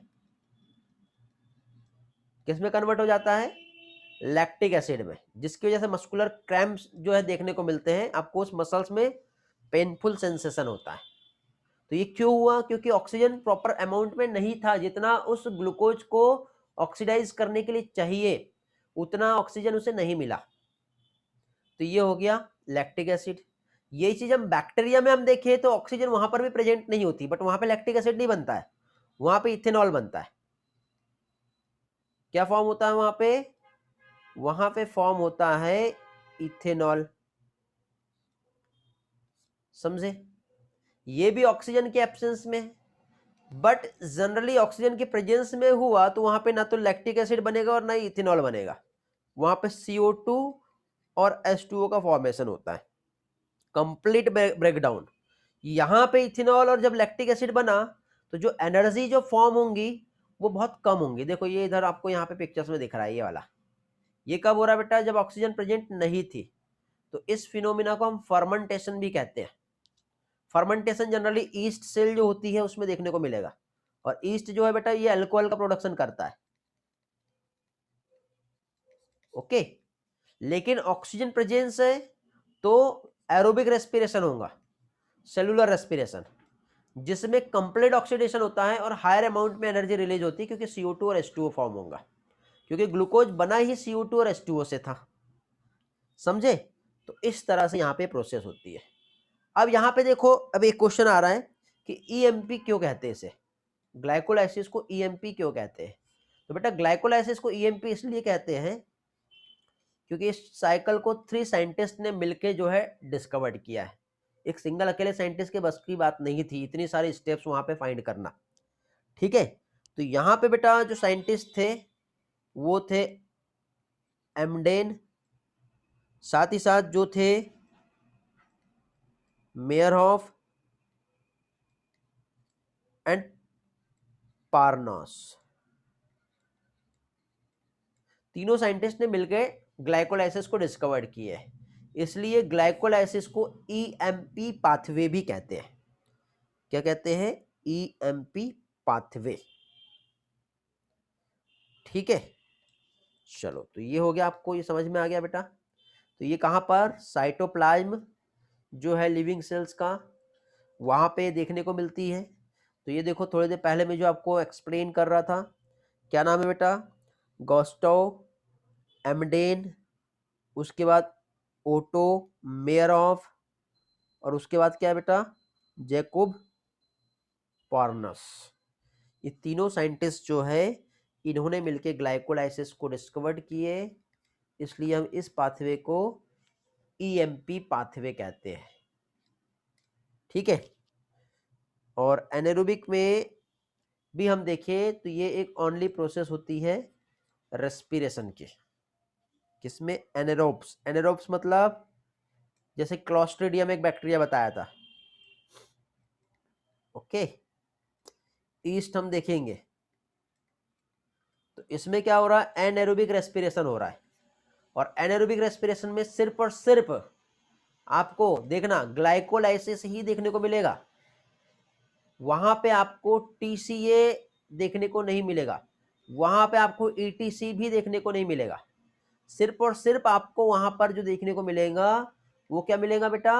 वो आपको मिलेगा सिर्फ और सिर्फ ग्लाइकोलाइसिस ओनली। एक ही प्रोसेस होता है, दैट इज कॉल्ड ग्लाइकोलाइसिस। ठीक है, तो अब ये जो ग्लाइकोलाइसिस जो है ये ईएमपी पाथवे ये कैसे हो रहा है? क्योंकि प्लांट में जो ग्लूकोज फॉर्म हुआ है, ठीक है, हाँ बेटा, तो ग्लाइकोलाइसिस जो है ये एरोबिक और एनारोबिक दोनों में देखने को मिलेगा, बट एनारोबिक में ओनली ग्लाइकोलाइसिस होगा और एरोबिक में ग्लाइकोलाइसिस के अलावा टीसीए भी होगा। तो यहां पे देखो सुक्रोज, सुक्रोज जानते हो आप क्या है? जो फूड है ऑब्वियसली। ठीक है, सुक्रोज जो किससे बना है? ग्लूकोज और फ्रक्टोज से बना है, जो कि क्या है? ये एक डाइसेक्राइड है, क्योंकि प्लांट में स्टोर हो रहा है ना, ये फॉर्म तो ग्लूकोज में हो रहा है लेकिन आगे चल के वो सुक्रोज और स्टार्च के फॉर्म में स्टोर होगा। तो सुक्रोज जब इन्वर्टेज एंजाइम होता है तो इस एंजाइम की हेल्प से सबसे पहले ग्लूकोज और फ्रक्टोज में क्या होगा? कन्वर्ट होगा। फिर इसके बाद फिर ये आगे का जो प्रोसेस है हमारा ईएमपी वो स्टार्ट हो जाता है। समझ गए? ईएमपी जो है इसके बाद जो है वो क्या होगा? स्टार्ट हो जाएगा। तो ग्लूकोज प्लस फ्रक्टोज जो है ये क्या होगा? फॉर्म होगा। तो प्लांट में यदि हम देखें तो एंड प्रोडक्ट ऑफ फोटोसिंथेसिस जो है एग्जाम में पूछा जाता है बेटा, and product of photosynthesis maximum student glucose और कुछ स्टूडेंट कहाँ पहुंच जाते हैं? स्टार्च पर पहुंच जाते हैं, और अपना आंसर हो जाता है गलत। ऐसा नहीं करना बेटा, एंड प्रोडक्ट ऑफ फोटोसिंथेसिस जो होता है वो होता है सुक्रोज, याद रखना बेटा। तो प्लांट में ग्लूकोज जो है derive from the sucrose, sucrose is the end product of the photosynthesis, जो कि जो स्टोरेज कार्बोहाइड्रेट होता है। ठीक, फिर सुक्रोज कन्वर्ट होता है ग्लूकोज में और फ्रक्टोज में, इसके लिए एक एंजाइम चाहिए, उस एंजाइम का नाम है इनवर्टेज। ये एंजाइम पे क्वेश्चन पूछा जाता है बेटा, याद रखना, ये इंपॉर्टेंट है। तो इस तरह से 2 मोनोसेकेराइड जो है वो directly glycolytic pathway means fructose और ग्लूकोज, ये दोनों भी जो ग्लाइकोलाइसिस पाथवे जो होता है ना उसमें डायरेक्टली एंट्री लेते हैं। ठीक है, और फिर वहां से चालू होता है कंप्लीट इसका ऑक्सीडेशन, और जिससे फॉर्मेशन होगा यहाँ पर क्या चीज? एटीपी। तो इस तरह से यहां पर क्या होगी बेटा? प्रोसेस होंगी। ठीक है, इतना पार्ट समझ में आ गया है आप लोगों को? जल्दी से रिस्पॉन्स कर दो। क्लियर है सारी चीजें? किसी को कुछ पूछना है, कुछ भी सर डाउट 2 है, मिनट कोई से नोट क्वेरी कर। है? सारी चीजें क्लियर है। एंड प्रोडक्ट तो ग्लूकोज प्लस फ्रक्टोज नहीं बेटा, एंड प्रोडक्ट ग्लूकोज और फ्रक्टोज कैसे होंगे? नौसीम जस्ट वेट, मैं समझा दे रहा हूं कैसे होंगे।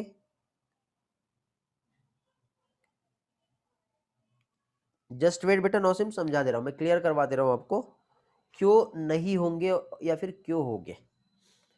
ओके, एंड प्रोडक्ट क्यों नहीं होंगे। देखो जब फाइनली फोटोसिंथेसिस हुआ, क्या चीज, जब फोटोसिंथेसिस हुआ तो फोटोसिंथेसिस की प्रोसेस में सबसे पहले यहां पर जो फॉर्म होगा, ठीक है, क्या चीज, फोटोसिंथेसिस की जब प्रोसेस होगी तो सबसे पहले यहां पे देखो CO2 और H2O जब यहां पे आया in the presence of light and chlorophyll, तो सबसे पहले यहाँ पे जो फॉर्म होगा C6H12O6 that is called glucose, जो आगे चल के यदि स्टोर होगा या फिर जो मूवमेंट होता है तो वो सुक्रोज के फॉर्म में होता है बेटा।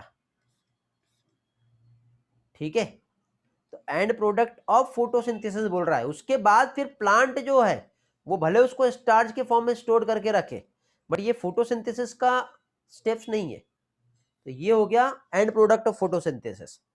बट अब प्लांट यदि इस सुक्रोज से फिर से उसको एनर्जी चाहिए तो इन्वर्टेज एंजाइम आएगा और इस सुक्रोज को कन्वर्ट कर देता है किसमें, ग्लूकोज प्लस फ्रक्टोज।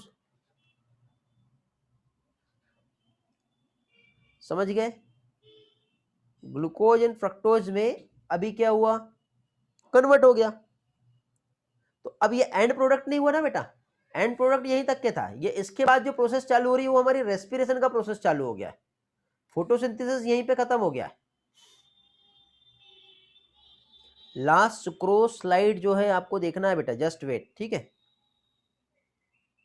नोट करने हैं वो पॉइंट, जस्ट वेट बेटा, ये वाला पॉइंट बेटा या इसके पहले वाला देख लो।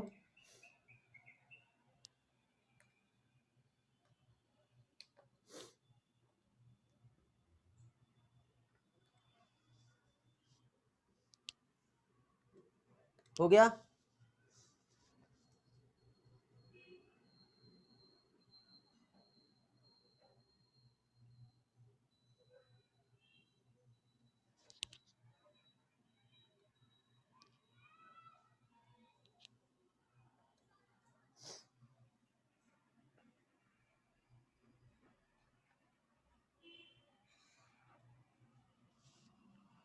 हो गया बेटा वंश।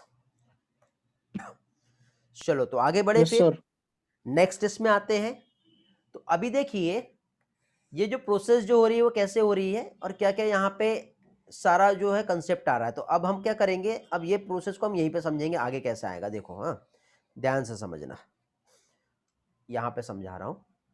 जैसे कि हम लोगों ने अभी यहाँ पे जो देखे, क्या देखे बेटा, जैसे कि सुक्रोज से फाइनली यहाँ पे जो फॉर्म हुआ वो क्या हुआ, यहाँ पे ग्लूकोज फॉर्म हो गया।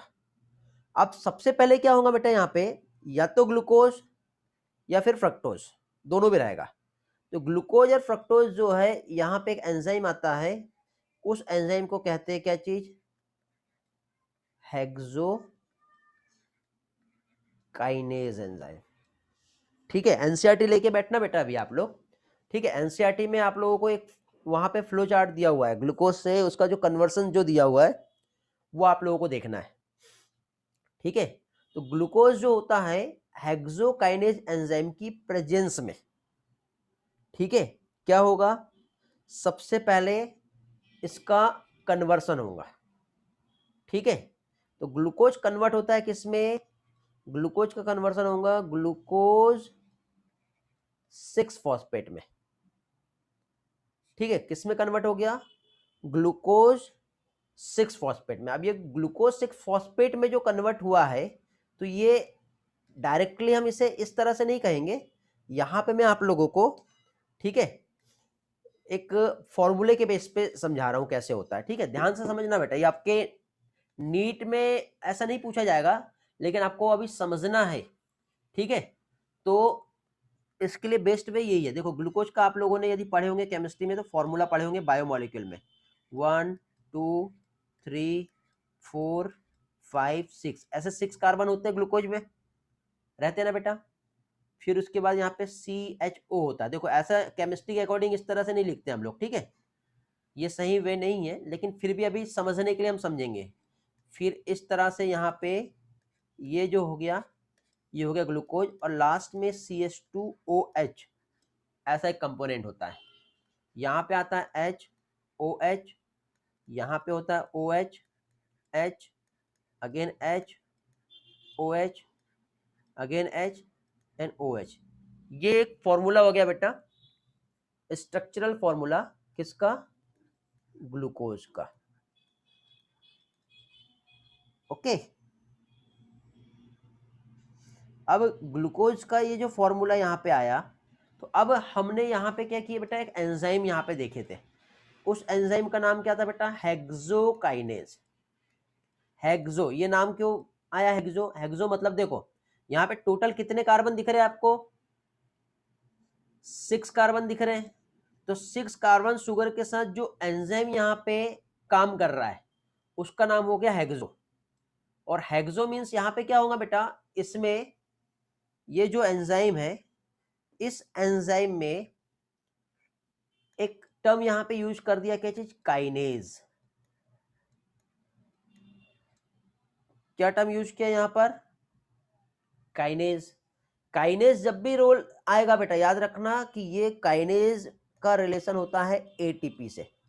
या तो एटीपी को तोड़ेगा या तो एटीपी को जोड़ेगा, समझे? तो ये हेक्सोकाइनेज क्या कर रहा है बेटा, ये यहां पर एक जो फॉस्फेट होता है वो एटीपी से ले लेगा। ये है एटीपी, ठीक है? ये जो एटीपी है, इस एटीपी से एक फॉस्फेट हेक्सोकाइनेज ले करके उसको ग्लूकोज के 6 कार्बन पे ले जाके ज्वाइन करा देगा। तो एटीपी को उसके लिए हमको क्या करना पड़ेगा? तोड़ना पड़ेगा। तो एटीपी को तोड़ने के लिए यहां पे क्या चाहिए बेटा हमको? हमको यहां पे चाहिए Mg++। क्या चाहिए? Mg++। तो Mg++ आयन जो है एटीपी को ब्रेक करता है किसमें? एडीपी में। एटीपी का फुल फॉर्म क्या था बताएंगे? Adenosine triphosphate. Very good. और एडीपी क्या हो जाएगा अभी? Adenosine diphosphate. Adenosine diphosphate. तो एटीपी को ब्रेक किया Mg++ ने, और यहां से एक फॉस्फेट जो बाहर आया है ये वाला, ये फॉस्फेट को हेक्सोकाइनेज ने पकड़ लिया, और पकड़ने के बाद ग्लूकोज के 6 कार्बन पे ले जाके ज्वाइन कर देगा। तो अभी यहां पे हम इसको क्या कह रहे थे? ग्लूकोज कह रहे थे। तो अब ये ग्लूकोज की जब 6 कार्बन पे जुड़ा, तो अब हम इस ग्लूकोज को क्या कहेंगे बेटा? Glucose 6 phosphate. Very good. अब ये क्या कहलाएगा? ग्लूकोज 6 फॉस्फेट, क्योंकि देखो 1 2 3 4 5 एंड 6 CH2O, यहां पे भी हाइड्रोलाइसिस होंगी बेटा, इस तरह से फॉस्फेट यहां पे ज्वाइन होगा। ओके, यहां पे इस तरह से फॉस्फेट क्या हुआ? ज्वाइन हो गया। तो ग्लूकोज कन्वर्ट हो गया किसमें? ग्लूकोज 6 फॉस्फेट में। किसमें कन्वर्ट हो गया बेटा? ये ग्लूकोज कन्वर्ट हो गया ग्लूकोज 6 फॉस्फेट में। कौन सा एंजाइम आया यहाँ पे? हेक्सोकाइनेज। क्या किया इसने? एटीपी को एडीपी में कन्वर्ट किया और उसके एक फॉस्फेट को ग्लूकोज के 6 कार्बन पे ले जाके जोड़ दिया। समझ गए? तो ये क्या हो गया? ग्लूकोज 6 फॉस्फेट फॉर्म हो गया। ये ग्लाइकोलाइसिस का फर्स्ट मैकेनिज्म है बेटा। काइनेज जहां पर भी आएगा याद रखना वहां पे एटीपी का रिलेशन है।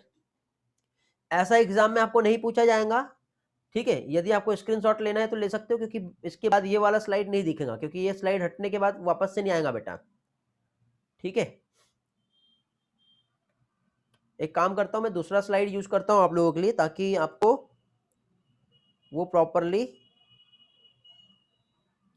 शो भी रहे डेटा दिखाने के लिए। ओके, यहां तक के क्लियर हो गया ना बेटा सभी लोगों के सारे points? Yes sir. Yes sir. Okay, just wait.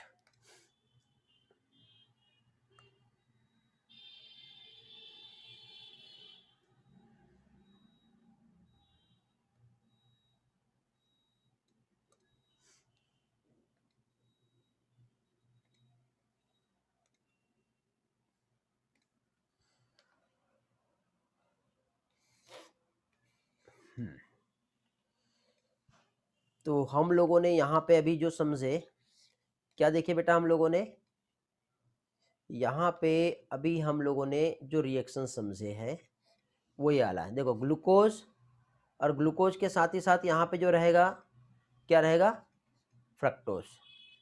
कौन सा एंजाइम आया है, हेक्सोकाइनेज। यहाँ पे वो रिएक्शन नहीं लिखी बेटा, आपके एनसीईआरटी में दिया होगा और नहीं तो थ्योरी में दिया होगा। एटीपी से एडीपी रिएक्शन होता है। एग्जाम में देखो क्वेश्चन ऐसा पूछा जाएगा कि एटीपी को ब्रेक करने के लिए क्या आता है, कौन सा वहां पे एंजाइम इन्वॉल्व होता है, तो वहां पे आप हेक्सोकाइनेज लिखोगे तो गलत हो जाएगा। एटीपी का ब्रेकडाउन होता है बेटा Mg++ आयन की वजह से।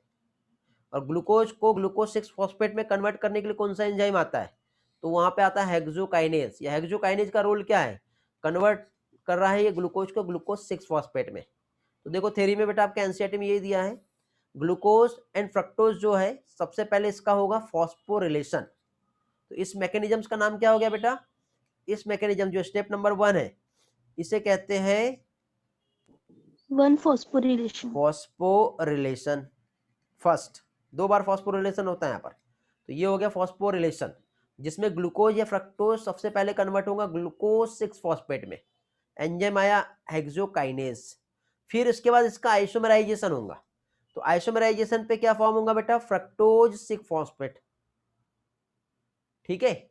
और इसी तरह से यहाँ पे ये मेटाबॉलिक रिएक्शन होंगी ग्लूकोज और फ्रक्टोज में सेम। तो ये फ्रक्टोज 6 फॉस्फेट कैसे फॉर्म हुआ ये हम देख लेते हैं अभी। ठीक है। तो आइसोमराइजेशन होगा बेटा यहां पर, देखो अब ध्यान से समझो। 1 2 3 4 5 6 CH2O देन फॉस्फेट। फॉस्फेट आ गया ना, ग्लूकोज 6 फॉस्फेट बन गया अभी ये। ठीक है। यहां पे क्या था, CHO। ऐसा नहीं लिखते, मैंने पहले ही कहा हूं। ठीक है। C एक तरफ H आ जाएगा और एक तरफ डबल बॉन्ड O आएगा इस तरह से। तो यहाँ पे H है, यहाँ पे OH है। कलर दिखाई दे रहा है या चेंज कर लो, दिख रहा है सर। यहाँ पे OH आ जाएगा, यहाँ पे H आ जाएगा, यहाँ पे H, यहाँ पे OH, अगेन H और यहाँ पे OH। तो अभी क्या होगा बेटा, यहाँ पे होगा आइसोमराइजेशन। फर्स्ट रिएक्शन फॉस्फोरिलेशन हुआ है, ठीक है, ध्यान रखना। अभी यहाँ पे सेकंड रिएक्शन जो है उसे हम क्या कहेंगे, उसे हम कहेंगे आइसोमेराइजेशन। तो आइसोमेराइजेशन जो रिएक्शन है इसमें अब एंजाइम का नाम देखो, तो प्रोसेस के नेम के अकॉर्डिंग यहाँ पे एंजाइम का नेम आएगा, लेकिन नेम जो रहेगा जो लास्ट जो प्रोडक्ट है आपका उसके नेम के साथ आएगा। तो ये लास्ट प्रोडक्ट क्या है बेटा, ग्लूकोज 6 फॉस्फेट है। तो यहाँ पे एंजाइम जो है आइसोमेराइजेशन रिएक्शन हो रही है, तो एंजाइम कौन सा आएगा यहाँ पे एंजाइम आएगा आइसोमरेज एंजाइम। अब ये जो आइसोमरेज एंजाइम जो यहाँ पे है, तो इसके पहले हमको जो नेम लगाना है वो क्या रहेगा, ग्लूकोज। बट कौन सा, फॉस्फेट ग्लूकोज है, तो फॉस्फोग्लूको आइसोमरेज हो जाएगा। तो ये क्या हो गया, फॉस्फो, फिर क्या आ जाएगा, ग्लूको आइसोमरेज। तो आइसोमराइजेशन में क्या होता है बेटा, शिफ्टिंग होती है। देखो ये हाइड्रोजन यहाँ चला जाएगा, ये वाला हाइड्रोजन यहाँ चला जाएगा, तो सिर्फ शिफ्टिंग होती है। ऐसा आपको एग्जाम में नहीं पूछा जाएगा, बट आपको ये जो मैं कीवर्ड जो बता रहा हूं इससे आपको ये वाला जो रिएक्शन हम जो समझ रहे थे वो अच्छे से समझेगा। ठीक है। वॉइस ब्रेक हो रहा है क्या, मे भी थोड़ा सा फ्लक्चुएशन आया है। एवरीथिंग इज ओके, तो हम कंटिन्यू करते हैं।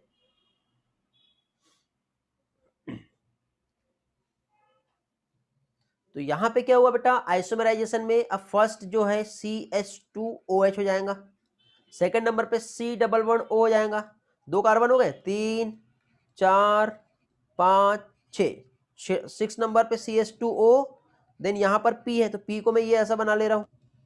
फिर यहां पे क्या था, OH, देन H, फिर H, OH, फिर H, फिर OH, इस तरह से आ गया। तो एंजाइम कौन सा है ये हमें समझ में आ गया। और ये जो कंपाउंड जो है ये क्या बन गया, ये बन गया फ्रक्टोज 6 फॉस्फेट। क्या फॉर्म हो गया बेटा, ये फॉर्म हो गया फ्रक्टोज 6 फॉस्फेट। क्लियर हुआ आप लोगों को ये वाला पोर्शन? यदि यस तो फिर ये देखो फ्रक्टोज 6 फॉस्फेट कैसे बना है ये हमने देखे यहां पर, ठीक है। तो फ्रक्टोज 6 फॉस्फेट के लिए यहां पे आपको एंजाइम नहीं बताया है बेटा, बट आपके एनसीईआरटी के थ्योरी में, ठीक है, वहां पे एंजाइम्स का नाम दिया हुआ है, ठीक है। तो अब देखिए प्रोसेस कैसे हो रही। ग्लूकोज से ग्लूकोज 6 फॉस्फेट बना, एटीपी का एडीपी में ब्रेकडाउन हो रहा है। एंजाइम कौन सा था यहाँ पे? हेक्सोकाइनेज। इंक्लूड जो रहेगा यहाँ पे 10 स्टेप्स मैकेनिज्म्स होगा बेटा, under the control of different enzyme. तो एटीपी जो है सबसे पहले शुरू के 2 स्टेप्स जो है वहां पे यूटिलाइज होगा, नंबर 1 और नंबर 3, क्योंकि फ्रक्टोज 6 फॉस्फेट बना तो अगेन फ्रक्टोज 6 फॉस्फेट कन्वर्ट होता है फ्रक्टोज 1,6 डाइफॉस्फेट में। किस में कन्वर्ट होगा? फ्रक्टोज 1,6 डाइफॉस्फेट में कन्वर्ट होगा। तो ये कन्वर्सन जो है ये कैसे होता है, ठीक है, ये हम लोग देखेंगे अभी, ठीक है। तो जस्ट वेट, एक काम करते हैं, इसके लिए हम ना राइटिंग टूल जो है दूसरा वाला ले लेते हैं।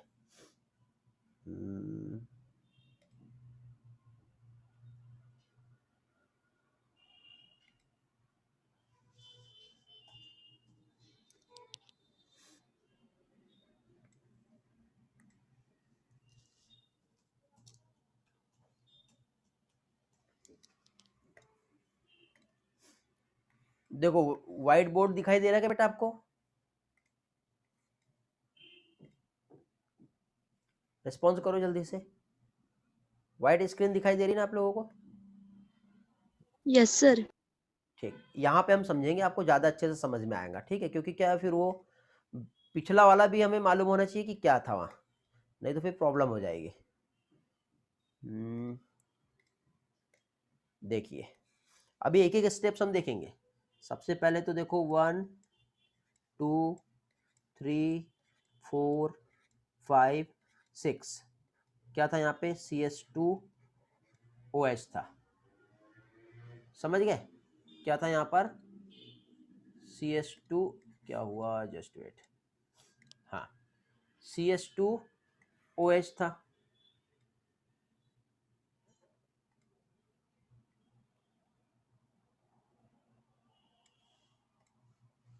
फिर से शेयर कर लेते हैं।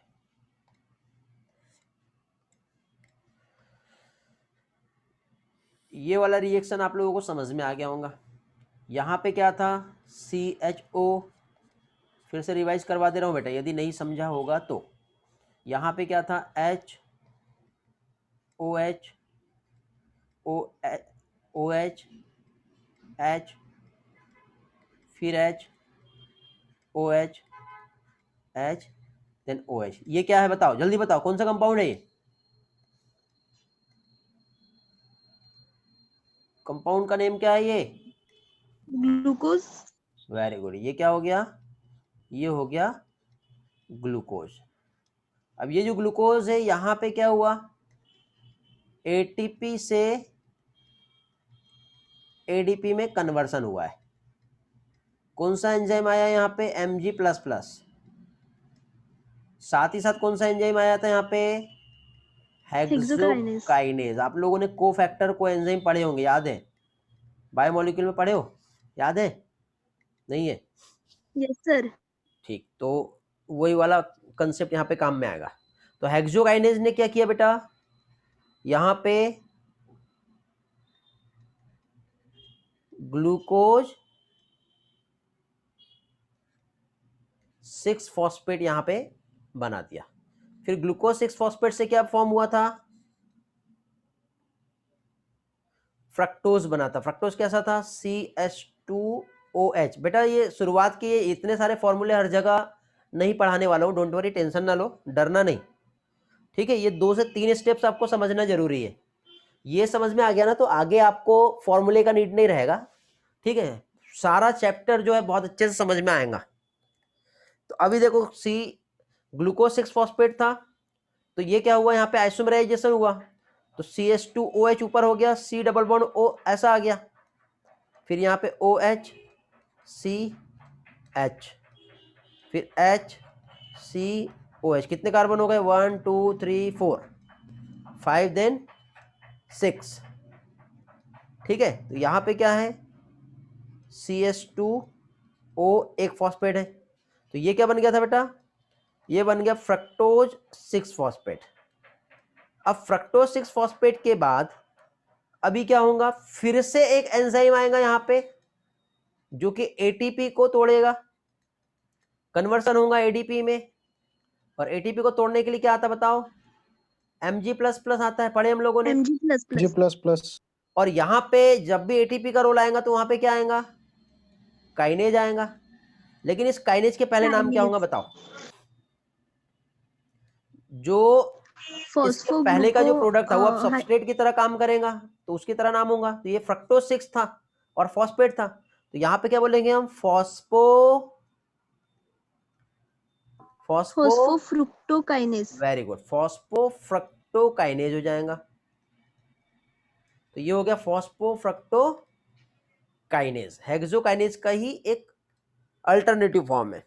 जिसने क्या किया बेटा, ये काइनेज ने क्या किया, ये जो ATP टूटा है, कौन सा वाला ATP ब्रेक हुआ है अभी, ये जो यहाँ पे ATP जो ब्रेक हुआ है, इसके फॉस्फेट को पकड़ के फ्रक्टोज के डायरेक्टली उठा के फर्स्ट कार्बन पे ले जा लेगा।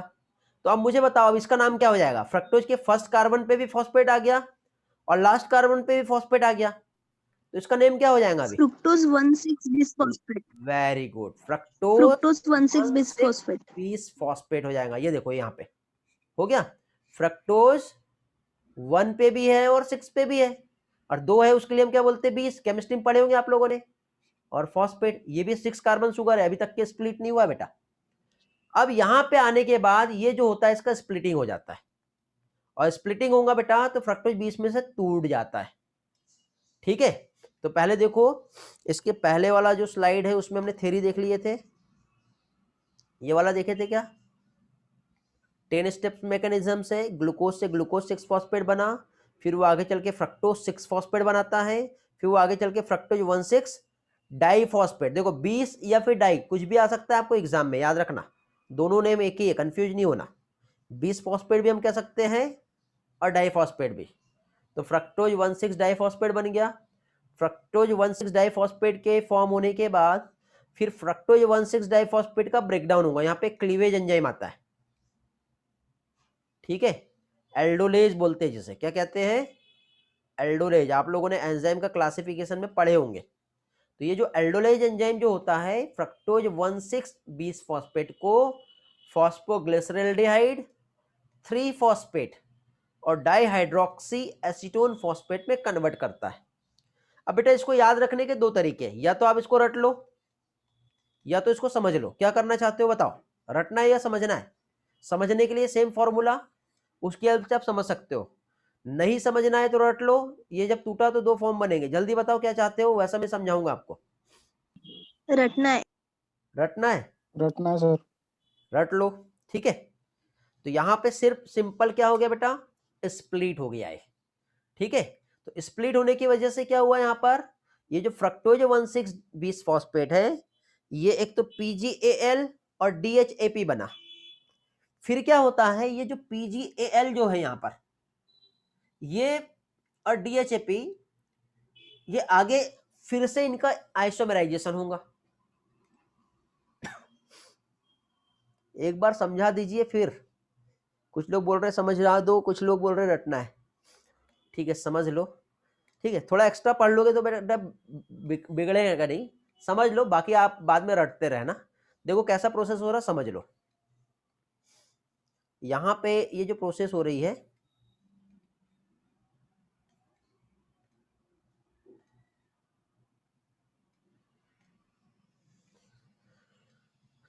देखो यहाँ पे क्या फॉर्म हो गया है अभी हमारा, ये जब मैकेनिज्म हुई थी तो फ्रक्टोज 1,6 डाइफॉस्फेट बनेगा। देखो CH2O, देन एक फॉस्फेट यहाँ पे इस तरह से जुड़ गया है, फिर 2 3 4 5 6 कार्बन रहेंगे, CH2O देन P, इस तरह से आ गया। तो ये क्या था बेटा, फ्रक्टोज 1,6 डाइफॉस्फेट था। ठीक है, तो यहाँ पे तो ऑलरेडी डबल बॉन्ड O है। ठीक है, फिर यहाँ पे OH H H OH H then OH, इस तरह से आएगा। ठीक है, समझ रहे हो, ये नहीं है यहाँ पर। तो अभी यहाँ पे देखिए आगे का जो मैकेनिज्म्स जो हो रहा है, ये यहाँ पे क्या हो रहा है, ध्यान से समझना बेटा। एल्डोल क्लीवेज क्या होगा, जो क्लीवेज एंजाइम है वो इसको तोड़ देगा। कहाँ पे तोड़ेगा, तो इसको 3 कार्बन से तोड़ता है। देखो ये फर्स्ट कार्बन है, ये सेकंड और ये थर्ड, फिर ये फोर्थ, ये फिफ्थ और ये 6, तो इसको बीच में से तोड़ देगा। तो शुगर जो है 2 पार्ट में डिवाइड हो रही थी, 3 and 3। तो देखो यहाँ पे 1 2 3 ये हो गया ब्रेक, बट इसका एक हाइड्रोजन लेकर के ये वाला कंपोनेंट एक अलग बन गया, और उसके नीचे वाला एक कंपोनेंट जो है आपको जो दिखाई दे रहा है ये वाला, ये एक कंपोनेंट अलग बन गया, ये ऐसा। तो ये वाले कंपोनेंट को हम देखें तो आप लोगों ने ग्लिसरॉल का फॉर्मूला पढ़े हो क्या बेटा, केमिस्ट्री में ग्लिसरॉल का फॉर्मूला पढ़े हो आप लोगों ने, बताओ जल्दी से। ग्लिसरॉल का फॉर्मूला जानते हो, ये बायोमोलिक्यूल में भी पढ़े होंगे आपने, ऐसा CH2OH CHOH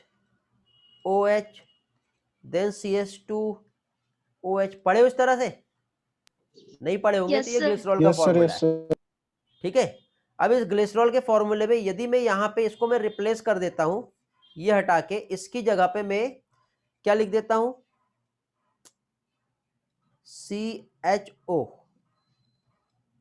फिर नीचे देखो ये CHOH को मैं ऐसा लिख रहा हूं HCOH, फिर नीचे देखो CH2OH ऐसा ही है, बट OH की जगह पे मैं फॉस्फेट लगा दिया। तो ग्लिसरॉल में क्या ऐड हो गया, फॉस्फेट, और क्या ऐड हो गया, एल्डिहाइड। तो क्या बन गया बेटा, थर्ड नंबर पे फॉस्फेट है, तो इसको क्या बोलेंगे, 3 ग्लिसरॉल्डिहाइड PgAl, ये शॉर्ट फॉर्म है इसका। ये यहीं से बना है बेटा, अलग से कुछ नहीं आया, ये यहीं से फॉर्म हुआ है। जब वो फ्रक्टोज का ब्रेकडाउन हो रहा ना तो 3PgAl बन गया। और ये देखो ये डाइहाइड्रोक्सी एसीटोन है, एसीटोन में आपने ऐसे पढ़े होंगे RCOR, ये कीटोन था, CH3COCH3 ये एसीटोन था। ऑर्गेनिक केमिस्ट्री हुआ है क्या आपका, नहीं हुआ, हुआ है सर, ऑर्गेनिक हुआ ना। केमिस्ट्री तो हुआ ये है। एसीटोन का फॉर्मूला है। यदि इसी CH3 में मैं एक हाइड्रोजन को कम कर दूं दोनों जगह और यहाँ पे OH लगा दूं तो क्या हो जाएगा, डाइहाइड्रोक्सी एसीटोन हो जाएगा। यदि इस OH में मैं यहाँ पे ये हटा के एक फॉस्फेट लगा दूं तो क्या हो जाएगा, एसीटोन के साथ फॉस्फेट आ जाएगा। तो इसको मैं क्या कहूंगा, DHAP, जो कि ये वाला है। ये देखो इसको बना के बताता हूं कैसा है ये।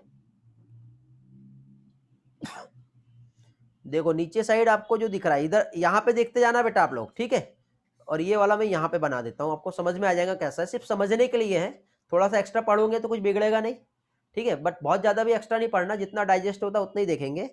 देखो CH2, फिर O के साथ क्या लगा दिया यहाँ पे, फॉस्फेट, फिर C double bond O already है, फिर CH,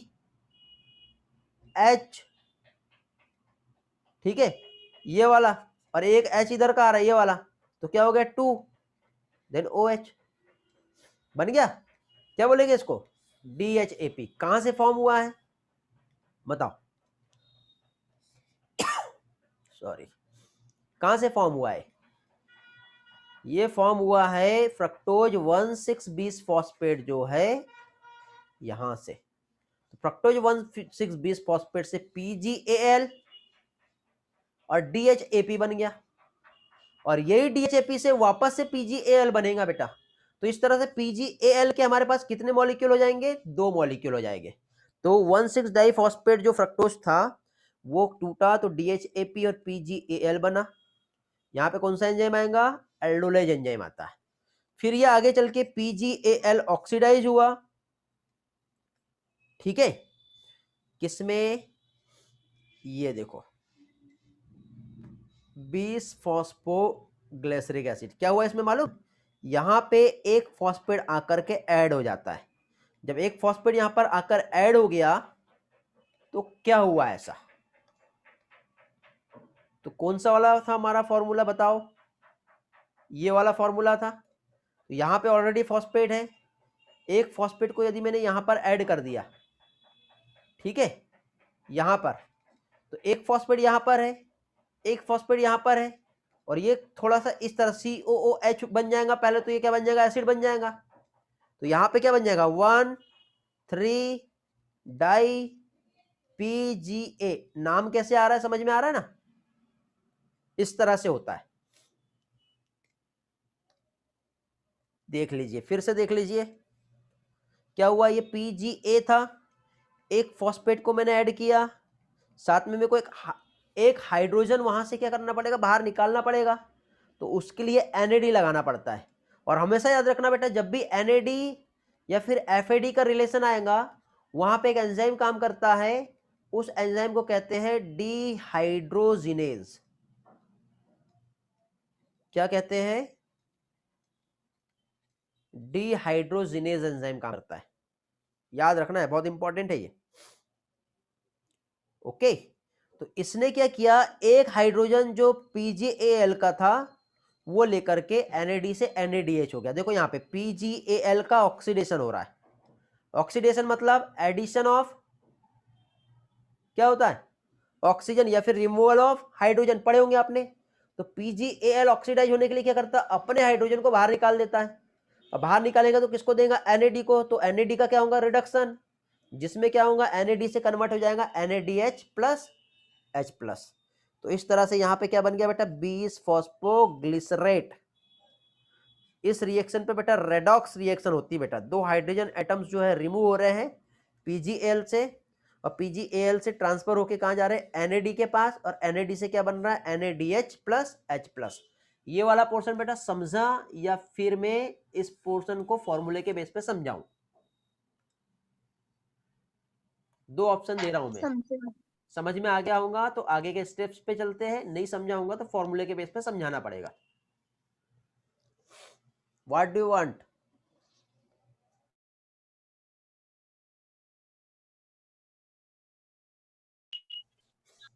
अरे क्लास में है सभी लोग, रिस्पॉन्स करो जल्दी से, यस नो, आगे बढ़े समझा सर। बाकी लोग। Yes sir. Yes sir. चलो ग्रेट, तो आगे बढ़ते हैं। तो 20 फॉस्फोग्लिसरिक एसिड यहां पे बन गया है, 3 कार्बन वाला। तो देखो ये रिएक्शन इधर से ऐसी हो रही है, सेम रिएक्शन इधर से भी ऐसी होंगी बेटा, तो ये रिएक्शन जो रहेगी डबल रहेंगी। तो आखिरी में जो मॉलिक्यूल जो बनेंगे इसको हम यहाँ पे 2x लिख सकते हैं, 2x नहीं है, मतलब यहाँ पे ये जो रिएक्शन है डबल हो रही है। तो PgA जो है फॉस्फोग्लिसरिक एसिड, क्या हुआ बेटा, अभी तक के देखो हम लोगों ने शुरुआत में जो देखे थे वहां पे क्या हुआ था, इसके पहले जो हमने देखे थे ATP यूज हुआ था। कहां पे ATP यूज हुआ था, देखो नंबर 1 यहां पे, नंबर 2 यहां पे, नंबर तो 1। यहां पे ATP यूज हुआ, बट अब जो स्टेप आया वहां पे ATP प्रोड्यूस होगा। तो यहाँ पे कितने ATP यूज हुए थे बेटा, 1 यहां पर और 1 यहां पर, तो कितने ATP यूज हो गए, 2 ATP यहां पर यूज हो गए। ठीक है, ध्यान से समझना, नहीं तो बहुत से लोगों को प्रॉब्लम करता है बाद में। ठीक है, क्या चीज, कैलकुलेशन में बहुत से लोगों को बाद में प्रॉब्लम आती है, इसलिए ध्यान से समझो। तो अब यहां पे चल के बेटा ATP बनेगा, कितने ATP बनेंगे यहाँ पे जानते हो, 2। कैसे, क्योंकि यहाँ पे ये जो कंपोनेंट्स है ये डबल है।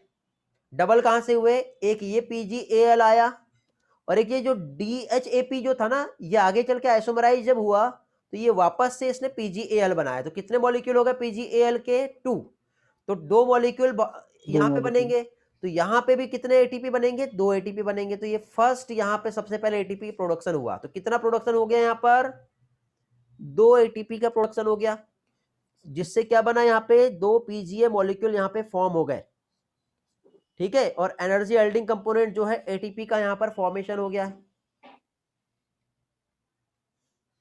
इसके बाद जो पीजीएल है ये आगे चल के, ठीक है, पीजीए जो है ये फॉस्फोग्लिसरेट बनाएंगे, जिससे फॉस्फोइनॉल पायरुविक एसिड बनेगा और लास्ट में पायरुविक एसिड बनेगा। और जब ये पायरुविक एसिड बनता है तब जाके फिर से यहाँ पे 2 एटीपी प्रोड्यूस होगा। बताओ टोटल इस प्रोसेस में कितना एटीपी का प्रॉफिट हुआ है?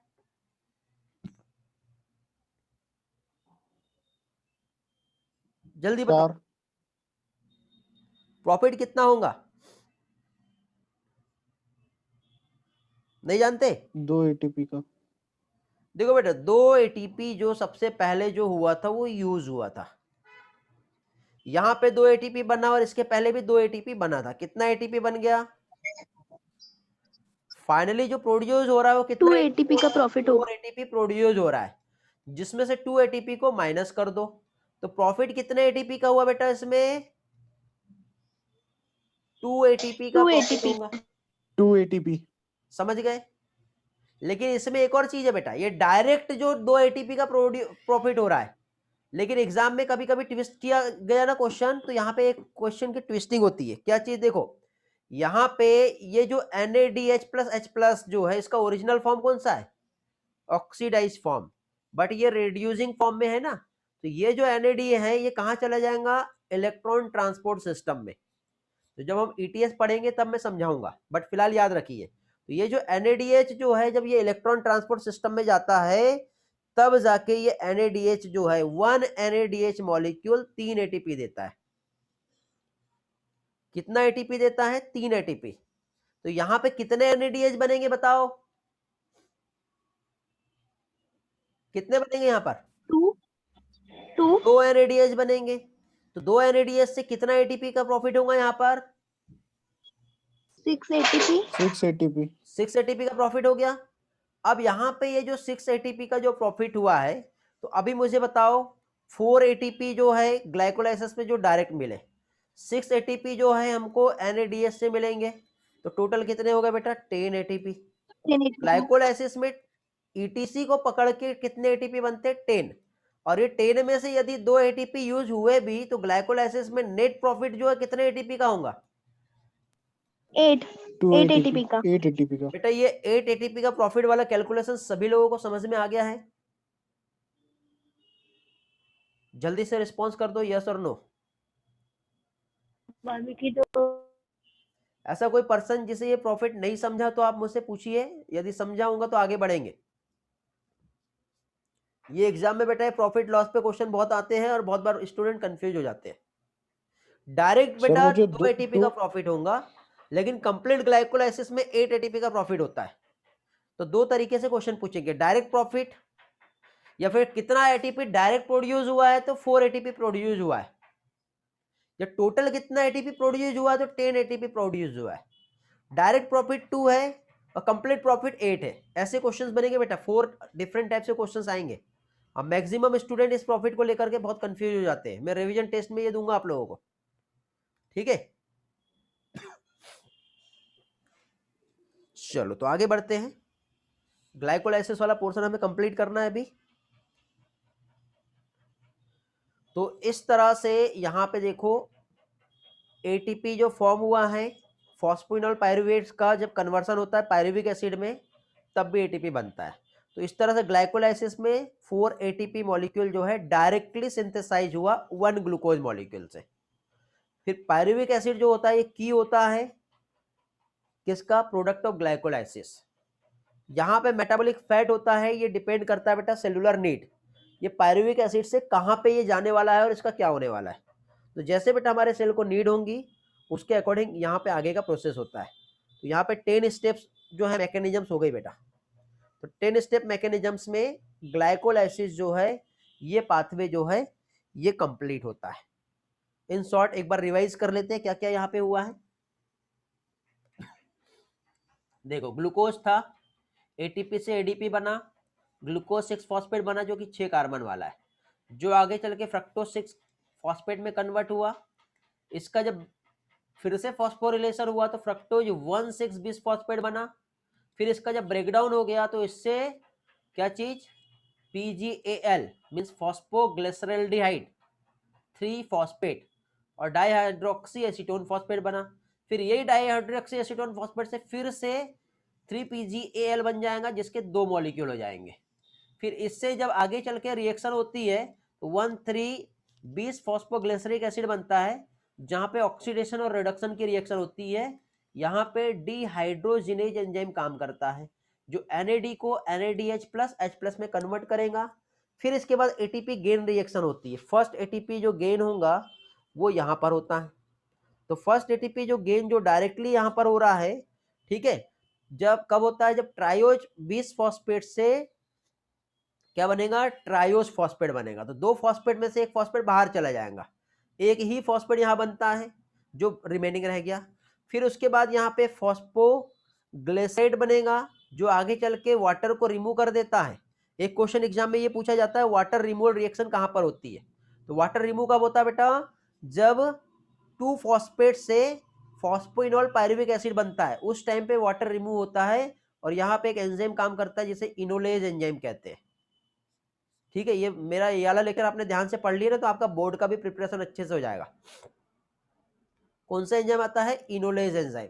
तो इनोलेज एंजाइम की वजह से यहाँ पे फॉस्फोइनोल पायरुविक एसिड बना जो ATP फिर से बना देगा और लास्ट में पायरुविक एसिड 3 कार्बन वाले 2 मॉलिक्यूल को प्रोड्यूस कर देता है। ठीक है, आप लोगों को हो सकता है कि ये दोनों रिएक्शन एक जैसी दिख रही होगी, तो इस दोनों में डिफरेंट ये है कि यहाँ पे बेटा 3 फॉस्फोग्लिसरिक एसिड है। देखो 1 कार्बन 2 कार्बन 3 कार्बन, तो थर्ड नंबर पे यहाँ पे फॉस्फेट है इसलिए इसको 3 फॉस्फोग्लिसरिक एसिड कह रहे हैं। फिर यहाँ पे 2 फॉस्फो हो गया, मतलब थर्ड का कार्बन जो है कार्बन का फॉस्फोरस सेकंड पे चला गया, तो यहाँ से फॉस्फेट हट गया, तो ये क्या बन गया, 2 फॉस्फोग्लिसरिक एसिड बन गया। और इस तरह से आपका ये जो है बेटा ग्लाइकोलाइसिस जो है ये कंप्लीट हुआ। आई होप आपको ये पार्ट अच्छे से समझ में आया होगा। ठीक है, इसके बाद हम लोगों को नेक्स्ट इसमें एनारोबिक रेस्पिरेशन क्या होता है, लैक्टिक एसिड का फर्मेंटेशन क्या होता है, अल्कोहल का फर्मेंटेशन क्या होता है, वो हम लोग नेक्स्ट लेक्चर में देखेंगे। एनारोबिक रेस्पिरेशन समझेंगे, फर्मेंटेशन, और उसके बाद फिर TCA क्या होता है वो हम देखेंगे। तो रिस्पॉन्स कर दो जल्दी से, यहाँ तक के सारे पॉइंट्स क्लियर है बेटा। कल मॉर्निंग में मिलते हैं। फिर कल मॉर्निंग बेटा 8 AM को आप लोगों का क्लास रहेगा, 8 to 9:30 रेडी रहोगे आप लोग, समझ गए। लिंक जो है ये सेम रहेगा, नहीं मिला है तो नहीं तो मैं लिंक पोस्ट कर दूंगा। ध्यान रहेगा आप लोगों को ये टाइम, और कल इसी टाइम पे ज्वाइन करो। कल हम लोग TCA भी कंप्लीट करने की कोशिश करेंगे, ठीक है।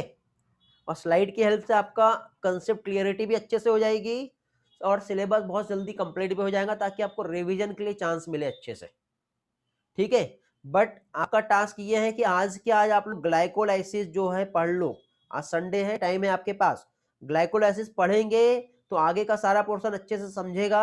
और ग्लाइकोलाइसिस नहीं पढ़ोगे तो बेटा बहुत ज्यादा प्रॉब्लम आएंगी, मैं पहले कह रहा हूं, ठीक है। तो ग्लाइकोलाइसिस आज ही कंप्लीट करके अच्छी तरह से रिवाइज करके आ जाइए, ठीक है बेटा।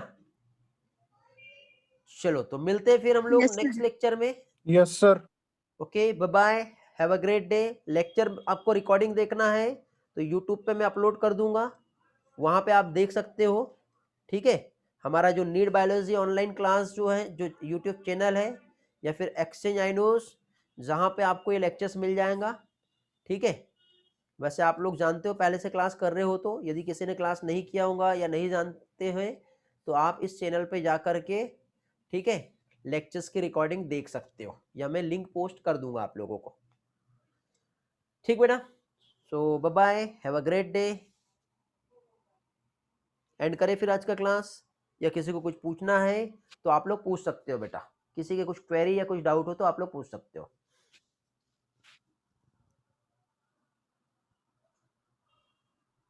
नहीं है। एंड करें, चलो तो बाय बाय बेटा।